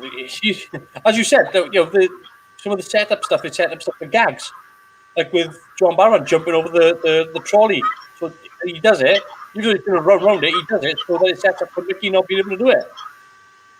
It's the setup gag, It's that Jack can do it, but Mickey can't. And again, it is that episode that tears Mickey down. It's the tear down episode. Although to be fair, you could see the springboard that John Barrowman jumped off of. Forgot to mention that. Yeah. But I mean, like, it's the idea that Jack can do it and Mickey can't. He's not there. Like, whereas if you look at where Mickey is in the later seasons, where he's now this competent alien hunter, it's a very different Mickey. So, and it all stems from this episode. So yeah, it's like a shuffled pack of cards, isn't it? You don't know where you're gonna get dealt. Like it's necessary, and it's a necessary mess, and it's a 7 out of 10 from me. So, and it's an 8 from Chris. So next week we're doing the 2-parter. Next week we're doing Bad Wolf and Parting of the Ways. Yeah, Bad Wolf. Again, Bad Wolf is. I think I enjoyed Bad Wolf more when I first saw it than. We'll see what happens next week. Yeah. Bad Wolf has got a few low points for me. I'm not sure if the story's got low points, but I think it's definitely a bit dated. Yeah. That's what I mean. I should reiterate that. And yeah, it's got some dated low points purely because of the subject matter they used to put the story around. Yeah, the vehicle for the story is what's dated, not necessarily because the story itself should be, if you were to change the settings, the story itself remains the same. So we'll have to see how it holds up next week. But so far, I want to reiterate this. Because I don't want people thinking that when we compare this to Series 13, we did enjoy Series 13 for the most part. There were 1 or 2 iffy episodes, no doubt. But overall, aside from Timeless Children, if you go back and watch what we were talking about with Series 13, 13, yeah, God. Yeah, I'm right now. Yeah, was it Series 12, 13? Yeah. Oh, where am I? With the last series of Doctor Who. The last series, yeah. 13th Doctor, Series 12. So with that series, there were a couple of points where I didn't like the Timeless Children. I didn't like that episode at all. But I didn't like bloody Praxius. Terrible episode. I get the feeling you didn't like Orphan 55 either. I didn't like Orphan 55 more. But overall, though, I mean, Spyfall Part 1 and 2 was decent. The Mary Shelley episode was brilliant. Absolutely. Night of Terror, Nikola Tesla's Night of Terror was a good episode. I mean, so when we talk about Series 9 as being the quality of the episodes for Series 9, don't think for a second that I'm disparaging the accomplishment of Series 12. But you can clearly see, even with this series, which is the kick-off series, and this is the comparable series to Series 12, because we've got a new Doctor, we've got a new showrunner, we've got a new setup, we've got a whole new, everything's new for series for this. So Even the big dead spider. yeah, I mean, like they had Series 11, which was comparable, but I think this one, Series 11 was kind of this one was a bit more. I mean, maybe it's probably better to compare Tennant's season to Series 12. But I mean, if we are going to do a direct comparison, this season so far hasn't had a dud. It hasn't had. It hasn't. They haven't all been 9 out of 10. They haven't all knocked out, but they've all been fun. And not one of them has made me go, I want to knock this shit off. Damn it! I swore. I don't know. I mean, if you're comparing, if you're doing a direct comparison, where would you put, from what we've seen now from Tennant, we use it, Russell T Davis, given as well that this is Chibnall's second go. So we've got the Russell T Davis' first attempt at a series of Doctor Who, and Chibnall's second. What would you say is? Which one would you say is stronger? I really miss Russell T Davis. That's the best thing I can do. Yeah, I think a lot of it has got to do with people putting their finger in the pie. Like you were saying last week, that was kind of left alone. Yeah, it's Doctor Who. Go do what you like. Whereas as soon as the merchandise started coming out, and there was a whole new Dalek mania, not as big as the 60s, obviously, but they were selling the toys again. Since people started getting involved, I think from towards the end of Russell T Davis's tenure, it's started to get progressively worse. I mean, I don't dislike Series 8 and 9 as much as you do. Yes. We've established that long ago. But I would rather watch Series 8 and 9 than Series 11 and 12. Not because there's been better stories in 11 and 12, but 8 and 9 were not so goddamn preachy. And that's the problem. I watch Doctor Who because it's pure escapism with a hint of real life thrown in to make you think. Whereas 11 and 12 have been, you must think this and you must think that, and that's. So, I want to.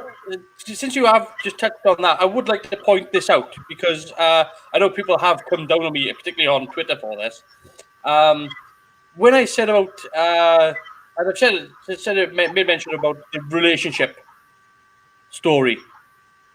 Once again, we had a part of the relationship story with Mickey and Rose. However, the closest we've got to talking about sexuality was Mickey suggesting that they could go get a hotel for the night, which is entirely different from how it's approached now, whereby, first of all, there's on-screen kissing, I mean, you didn't have that. I think the first, we've had a little bit of that, which is not something that I'm really fond of seeing anyway. Doesn't matter who it's from whether it's heterosexual, homosexual, bisexual. It's just something that the show's not about. And so my objection to having that in the show isn't that like if I was watching something else, that's what the show was about. Like for example, I watched Tiger King, and I know it's a documentary show, but it doesn't bother me that the guy's gay or he has this relationship where none of that bothers me. because that's what the show is. That's what it is. You know, but when I'm watching, it's like I don't know. It's just like watching watching a type of. It'd be like watching MasterChef, and then have people talking about their relationships all the time. You'd be like, that's not what I'm tuned in for that. That damn cooking. Yeah, I mean, I watched in the 90s. I watched This Life, all of it. There was gay, bi, hetero, everything in that program. But that's what the program was about. It was about relationships and how these people dealt with each other. So that was perfectly okay. I don't care if there's gay people on the telly. Doesn't bother me at all. Everyone's the same as far as I'm concerned. We're all equal. But it's forced upon me. You know, if I go down the hill where I live and walk down by the river, if someone comes towards me, they don't hold a sign up that says I'm gay, I'm straight, I'm this, I'm that. All right, if someone's got different colour skin, you can normally see that because it's an external thing. But it doesn't matter. So to have it forced in, like the way they're forcing it in now, I think that makes it worse, and it makes people more resentful towards the different people. But again, my problem with it is that sometimes the way they force it in is with tokenism. Yeah, exactly. It's tokenism. And that makes it worse. It makes it worse because you're not being respectful to the subject matter that you're talking about. And I think quite often it's because some of the times the people that are writing it, they don't know what it is that they're writing about. I mean, it's not only that.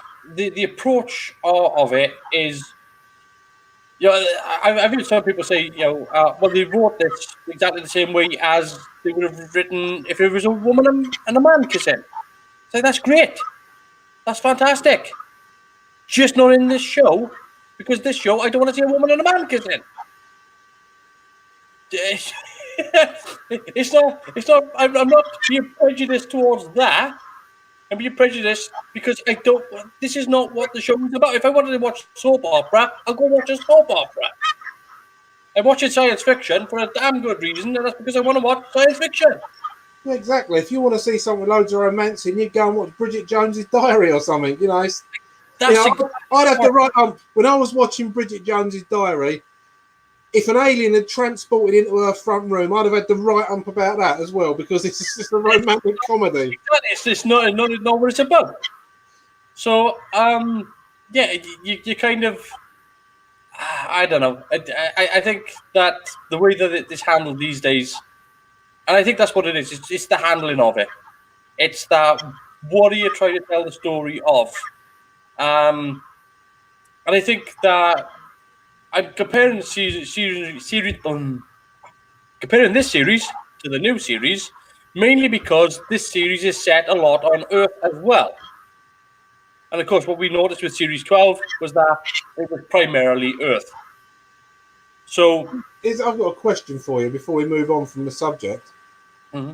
Do you think, right, because of the way, especially the way Captain Jack was written last week, with that's a nice bum, and don't worry, you've got a nice bum. Do you think it's the fact that Russell T Davies is a gay man, that he knows exactly what he's writing, he knows what the point is, and he's not going to do tokenism?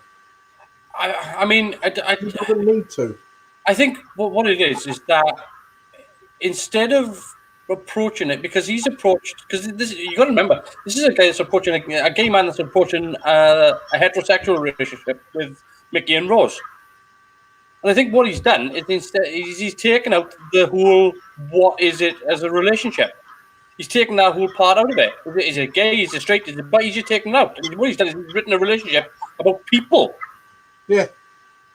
And that's key. Because, again, when we're talking about Praxia, those two gay guys in Praxis were in there to be gay. They weren't in there for the character. They weren't in there for the relationship. They weren't in there because of they were integral to the plot. They were in there purely for that reason. And it's almost a collateral damage. They're in there purely for this, and then boom, and there it goes. Oh, yeah. It's gone off now. There we are. That's a homosexual grenade that's gone off in the show, and it's not fair to people that are homosexual, because it's kind of saying this is how you're valued, this is how you're seen, and it's not true. No, it's not. And it's the same. It's the same with the diversity quota, with having people of different ethnicities in the show. And people have said, well, you know, they're just meeting this quota, and what's wrong with that? There's nothing wrong with having people of different ethnicities in the show. It's casting people because of their ethnicity. That's what's wrong. Casting somebody for their talent, casting somebody for their skill, is why you should be casting them. Casting somebody because they're a woman or they're black is a slap in the face. Perhaps I should write in and complain, because where I grew up, there was quite a lot of Italian families, and I haven't seen any Italians in Doctor Who yet. I think I might write a letter and complain. That's how stupid it is, isn't it? It's literally that's how stupid it is. But I watched because I had nothing else to do. I was watching Tomb of the Cybermen. And one of the things that I noticed with Tomb of the Cybermen is, I have noticed this is probably, I don't want to say American, right? But I'll put it as more of an international thing. But I've noticed that a lot of people who aren't British watch Tomb of the Cybermen and have this almost shocking thing when it comes to Toberman. Because the character of Toberman, he's this tall black character, muscular character, that sort of wrestles with the Cybermen, and he is a servant of the exploration team. And of course, from a foreign audience, they see that and they hear servant, they think slave. And suddenly they go, oh my God, this show's racist. And it's like, no, he's a manservant. It's part of a class system. Point that manservants get paid for their job. They're not just fucking you do that or you're out. Sorry.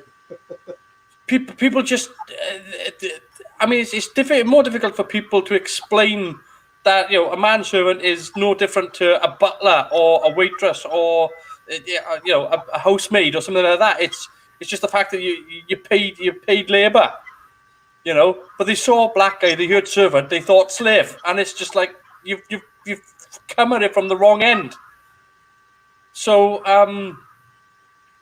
but the Doctor Who having diverse casting. Doctor Who's always done diverse casting when it's been possible. It hasn't always been possible. But I do think that there is this. I will say this.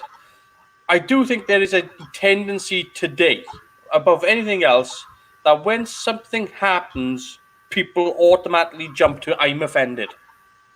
Yes, they do. And that gets on my tits, mate. It really does. Yeah, it's just I'm not sure why that is. Like, I seen somebody. I tell you what I was looking at recently was, they've announced the new Star Trek series, Strange New Worlds, and somebody was like, it's going to be better than the Cage because you don't want that sort of in the Cage. There's this line from Pike where he's like quite offensive now because he has this line of, sorry, no, I can't get used to having a woman on the bridge. And some people was like, and I was like, well, maybe his previous bridge crew didn't. There wasn't a woman there. It was just a gang of blokes. Why will you instantly jump to a fence about that line, about not having a woman on the bridge, when it's quite possible that before there wasn't a woman on the bridge? Because maybe, again, the bridge crew was put together from people who were the best skilled at the job, and maybe that just happened to be all men. There's no. I think the trouble is people. People are looking for stuff to get offended. People that don't know if they don't like something, they don't seem to have the capability of turning it off. If you said something that really, I don't know how it'd be possible. If you said something that really offended me really badly, I'd be like, well, cheers for that. See you later. Switch off. And that would be the end of that. I wouldn't come on anymore. But I think that there's also this idea that people are leaping to offence when none is implied. they're leaping to offence as well for groups that they're not part of. And Oh. 9 times out of 10, when someone is offended racially or sexually, or, through sexuality, it's not the gays or the ethnic minorities that are getting offended. It's some dude. Somebody who's getting offended on their behalf. Yeah. I know exactly what you mean. It's somebody going, I'm offended for this group. Yeah. Well, let them get offended first. If they tell you they're offended, then, sympathise with them. Don't do it for them. But I mean, let's be honest here, right? We've covered a lot of Doctor Who now. But we've jumped around some of the classic shows. We've covered some of the newer shows. We've gone through all the regeneration episodes, right? They're talking about strong women in Doctor Who and having these, LGBTQ representative community. We watched Battlefield, which is from 1989, and that had a character called Brigadier Bombera. She was a strong female, black ethnic woman, and at no point did they draw attention to her. No, she just was who she was, and that was the end of that. And she kicked ass. She beat the living crap out of that other soldier that night. I mean, people keep pointing out this stuff that we must do. And look, this isn't an equality thing. Because I'm all for, having equality for opportunity for characters, for actors, for male, female, of different ethnicities. It's not that. That's not the issue at all. It's this whole poke you in the eye and keep pointing it out all the time. That's where the line of diverse casting becomes a problem, because they haven't spent. We just watched this episode right now, Boomtown. At no point have I sat through this episode and gone, "Oh, look at that! They cast a black person." No, it's just Mickey. It's just Noel Clarke. It's just it's just that is the exact. You've hit the nail right on the. I'll manage to stop it then. You hit the nail right on the head there. That's what it is. He is Noel Clarke. Doesn't matter about anything else. That's who the man is.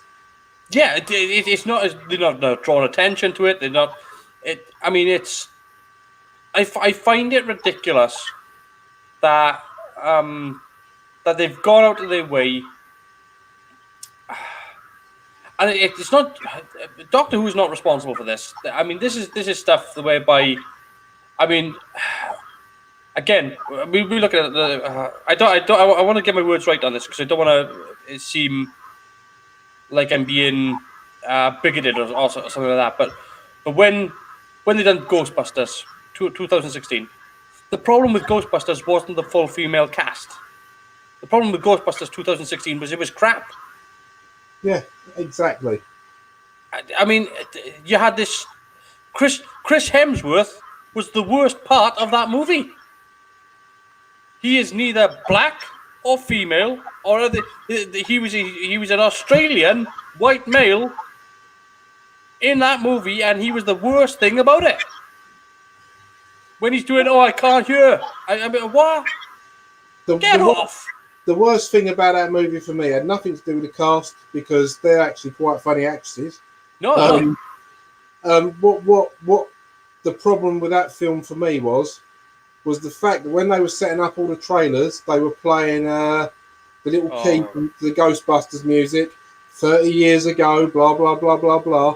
And then they cast the rest of the Ghostbusters, the surviving cast them as different people. As cameos, yeah. As cameos, it's like, but why couldn't they have been the daughters and just handed it over and been a continuation rather than again? It was the fact that it was a crap story was the problem. Yeah, it was a crap story, and I pointed out my son, right, and cause I was showing him, like, because you talking about them casting strong leads these days, female leads. And I said, let me tell you, son. So I'm going to sit you down here, and I'm going to show you a strong female lead, and it's going to be somebody that's gone straight under your radar.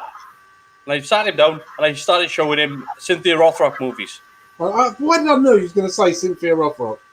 It was just, but that's, I mean, like, what do you want? What these people that are on about all these equality stuff these days? I mean, yeah, pay, fine, blanket. You pay person A this amount, you pay person B that amount. That's fine. You treat person A this way, you treat person B this way. That is absolutely how it should be.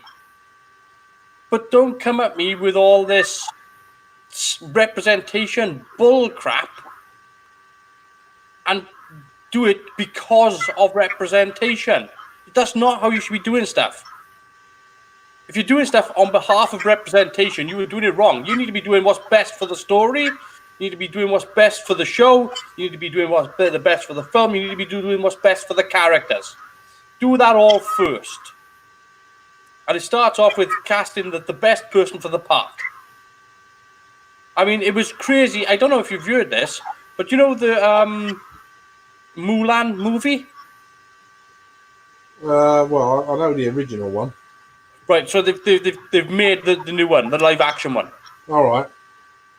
People are having a go, and I say people, SJWs are having a go because there's not enough ethnic diversity behind the camera. So the crew is not Chinese enough. Well, that's ridiculous. I couldn't believe what I could not believe what I heard it. Are they making the film? Have they made the film in China? Yeah, it was shot. I think a lot of it was shot in Asia. Yeah.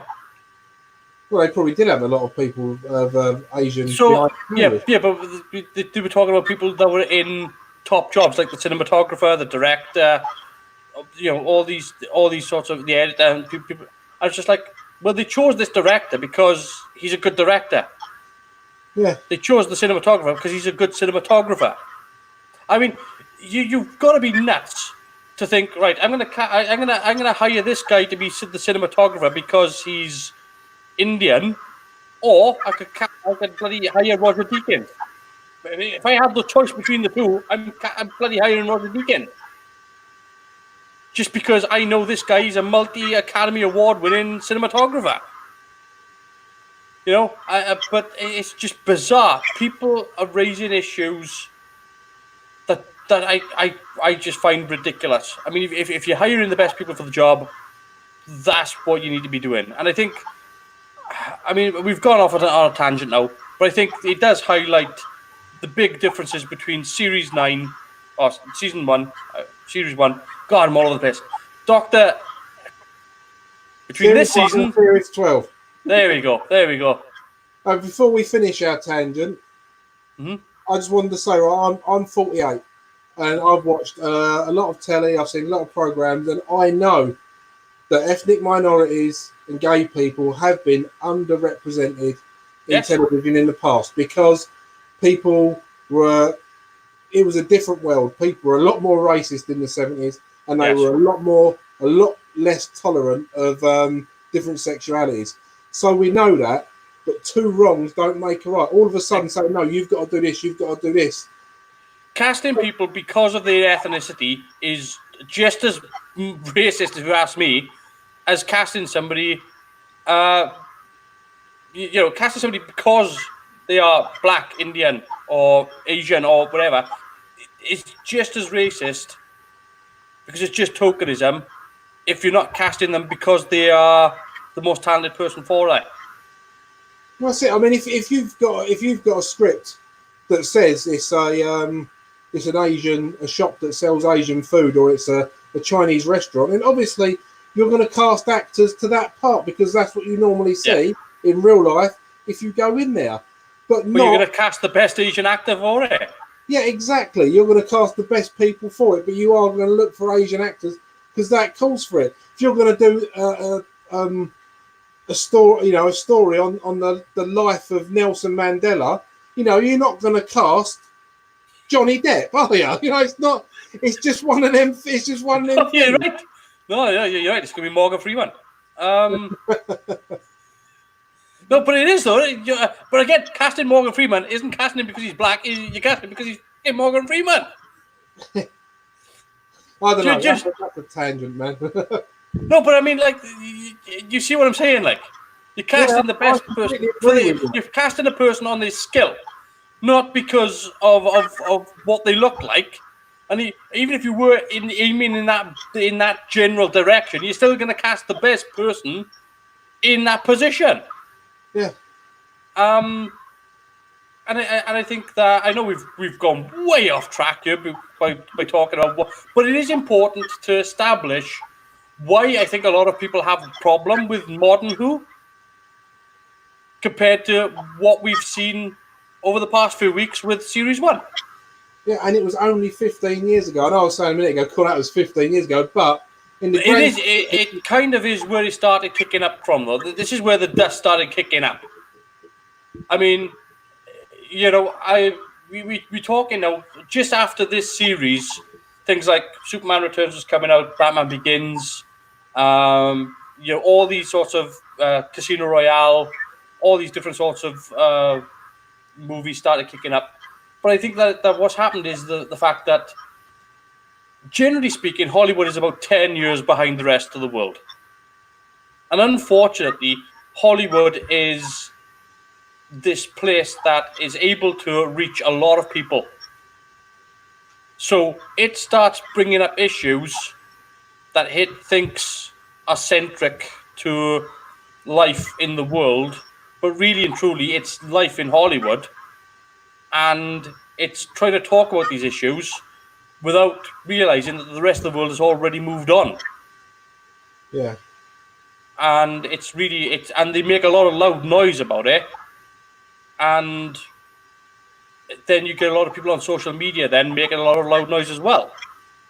When really and truly, we've already crossed that line 10 years ago. And to me, I just said we crossed it a lot longer than that. Because I can rattle off a list of people that I used to watch growing up. I mean, can you imagine, right? We talk about, and I don't want to go on too much into this again. But do you remember being a kid in the 80s? Yes. Right. Did you ever go out into the playground and say, play the A-Team? Yep. Right. Did you ever know anybody that played the A-Team as a kid and wanted to be anything but B.A. Baracus? No, it's fine. Everyone wanted to be Murdoch or BA, and that was basically it. I mean, it was. I mean, I think that movement makes the point. I think because if we're talking about racial casting, everybody wanted to be BA. Nobody was like, oh, he's black. Nobody ever thought that way. Particularly when we were kids. I mean, it was just like. I mean, other things as well. You know, I've said this before. I've grown up watching things like Beverly Hills Cop. It never occurred to me that Eddie Murphy was black. It wasn't. It was Axel Foley, and I can't ever imagine anybody else being Axel Foley. No, that's the thing. I mean, I grew up in North London. And North London is a diverse mixing pot. So I've grown up with every nationality. My school friends were from all around most of Europe, and a lot of Jamaican people and stuff like that. And I didn't care. My best friend growing up, his dad was Jamaican, his mum was English. Yeah. It's just I've never thought about it, but it's being pointed out to me now, and I don't like it. That's the thing. That's what I'm trying to get at, is the fact that there are these people now that are the heads of entertainment that are deliberately making shows and deliberately doing stuff on behalf of you to school you in something that you were already aware of.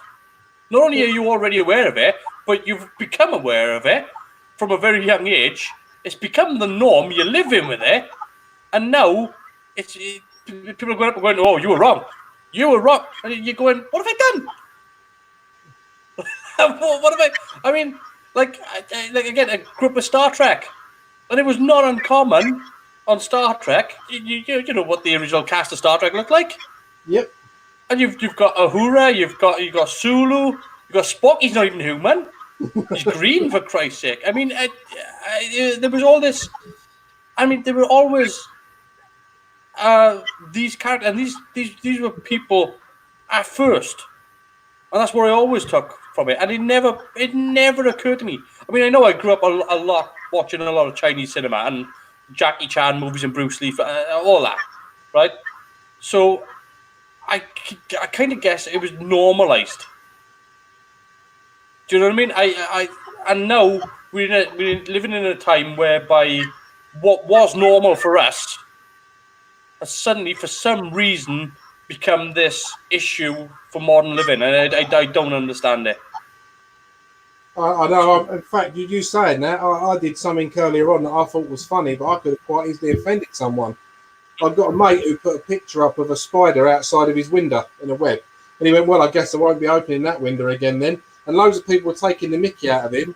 And I can never remember the actor's name. He's an Asian actor that goes, gay, in something. And I put a picture of that guy shouting that out like a little gif with the word gay up next to it. That's probably offended someone, but that was not the point. I didn't mean homosexual. I meant gay. Gay and homosexual are not. They're not exclusive anymore. Yeah, exactly. You can have. There are plenty of homosexual people out there that are absolute badasses. Yeah, that's not what that is implying. Yeah, exactly. It's again, it's the difference between calling somebody a sissy and a homosexual. You're not. It's not the same thing. No, they're not the same thing at all. There are certainly, and again, we've gone way off on a tangent because we were talking about Boomtown, but we crossed that finish line about 30 minutes ago. With in terms of how they handle the storytelling for New Who, for the modern stuff, I mean, it's not just the fact that they preach. I don't think. That doesn't help, but I think they have got an uphill battle now to win the audience back. I mean, like a big uphill battle, because now they have dictated to people. They've been hypocritical in the dictatorship, and I know that they said they wanted to educate the population and the children and that with the show and about science and history and this and that, and that's great because I would say that series 11 and 12 has had two of probably the best historicals, with Rosa being one of them. Rosa is probably the best historical they've ever done. I stick by that. Okay, I'd pick the Witchfinders myself, but yeah. No, I think as a pure historical, I think Rosa's a better pure historical, where it's actually dealing with actual historical events. It is. I'd mark it down on points for the spacist. That's neither here nor there. Again. yeah. That's neither. Yeah, spacist the racist is just the worst thing ever. But yeah, no, they really did. They did really handle Rosa really well. I mean, the bit at the end where they're all on the bus and Ryan has to sit at the back and Graham can't say anything. You can see his knuckles. Like it's, that was handled so well. I'd tip my hat off to him for that because that's what it was like. And that was a shocking time for a lot of black people to have to deal with that. It's terrible, but it doesn't mean that fingers should be pointed because again to go. By the way, we need to clarify this as well. The guy who's responsible for writing Demons of the Punjab, I believe he's the same person that penned. Oh God, I gotta look him up now. He wrote the series 12 episodes as well.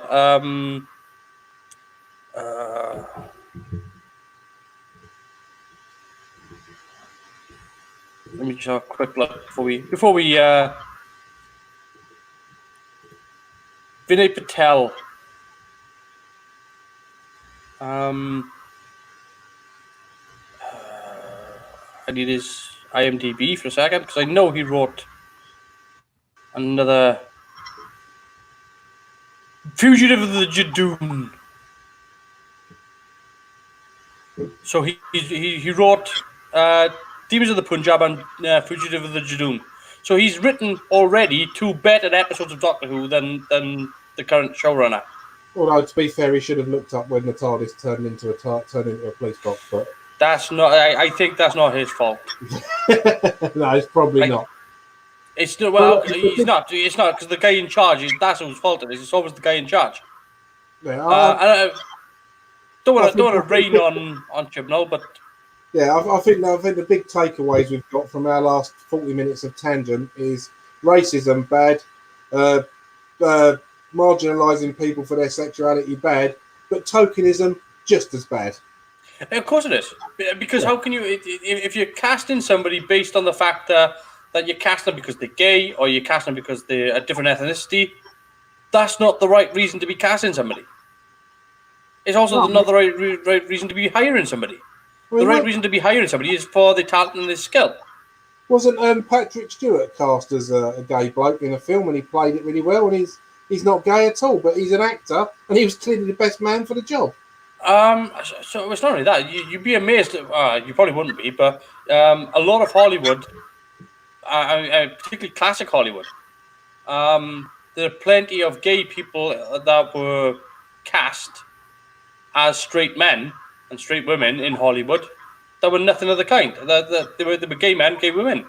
But and some people call it the seedy side of Hollywood. It's like the only thing seedy about it is the fact that they would have been persecuted if they had come out as gay. Yeah, that's the only thing seedy about it. And but there are the classic Hollywood golden era stars that were gay men and women, and bisexual and the rest of it, and they had to keep it a secret because they play other sexualities. I was watching. What was I watching? I forget it. I forget what it was. But the woman in it is a straight. She was playing a love interest to this guy, and she is a lesbian in real life. But it's called acting for a bloody reason. It's not real. It does. I do find it a bit ludicrous when. I mean, we're not even talking about stuff like we're not talking about things whereby people are in blackface anymore. I mean, that sort of stuff we can do without. But at the same time, I gotta side with like Scarlett Johansson, where she's like, why can't I play this character? It's acting, it's pretend. Yeah. And I want to draw up. By mentioning that, things like Ghost in the Shell, where she was playing an Asian character in Ghost in the Shell, and a lot of people were, as we were saying before, a lot of people were protesting about it because she should have been Japanese. Do you know who the only people who weren't complaining? The Japanese. Exactly. They were like, a brilliant casting choice, because they realised that she's a good actor. Well, not only that, the way I've got two boys in their early 20s that are anime mad, and anime characters don't necessarily look Japanese anyway. No, exactly. No, it's. I mean, it's a hell of an issue, and it's something. It's a hump that hopefully they'll get over very, very soon. Because and start casting people for their talent as opposed to trying to make a statement. Because again, there are some casting choices that they make, and they don't always hit right. Some of the casting choices that they make are really bad.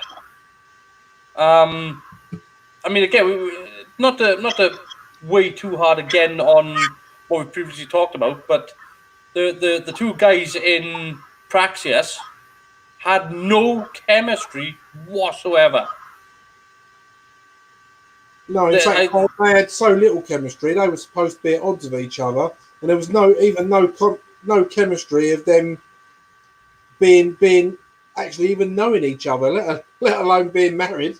Yeah, exactly. And it's again, it just goes back to the fact that they screwed up on the casting. And that just sort of hammers home the point. Anyway, I think that'll do us for this week. And it's good. I think we can leave that subject now for quite a Yeah. while. We've covered that one. No, but I think it's important that we did be thorough with it, because if we're going to draw up that issue, we don't want people to be able to go, oh, well, you've said this, and therefore, because you know what it was like when I brought up Praxis on Twitter. They had 240 characters, and I got absolutely slammed for it. And so I want to be thorough to make sure that people understand that it isn't a problem with diversity. It's not a problem with ethnicity. It's not a problem with sexuality. It's a problem with how you use it in terms of, because you can cast white people in roles, and if they're crap actors, they're crap actors. And these days, you feel like you best not call out somebody for being a crap actor, because they'll just say you're racist or you're bigoted or that has nothing to do with it whatsoever. So we're going to leave that there. But next week we are doing both parts of Doctor Who's finale in Bad Wolf and Partner of the Ways. It's going to be good. I think we're going to have. I had a great time this week. The episode was, again, it was a lot of fun. It was a lot of good humor, a lot of good jokes, a lot of memorable moments, and I'm looking forward to next week. So I'm going to leave that there. Yeah, so take care. As well. Yeah, take care. Have a good night, and we'll end the broadcast there. Join us next week at Sunday at 8 p.m. for Bad Wolf and Partner of the Ways. Set up.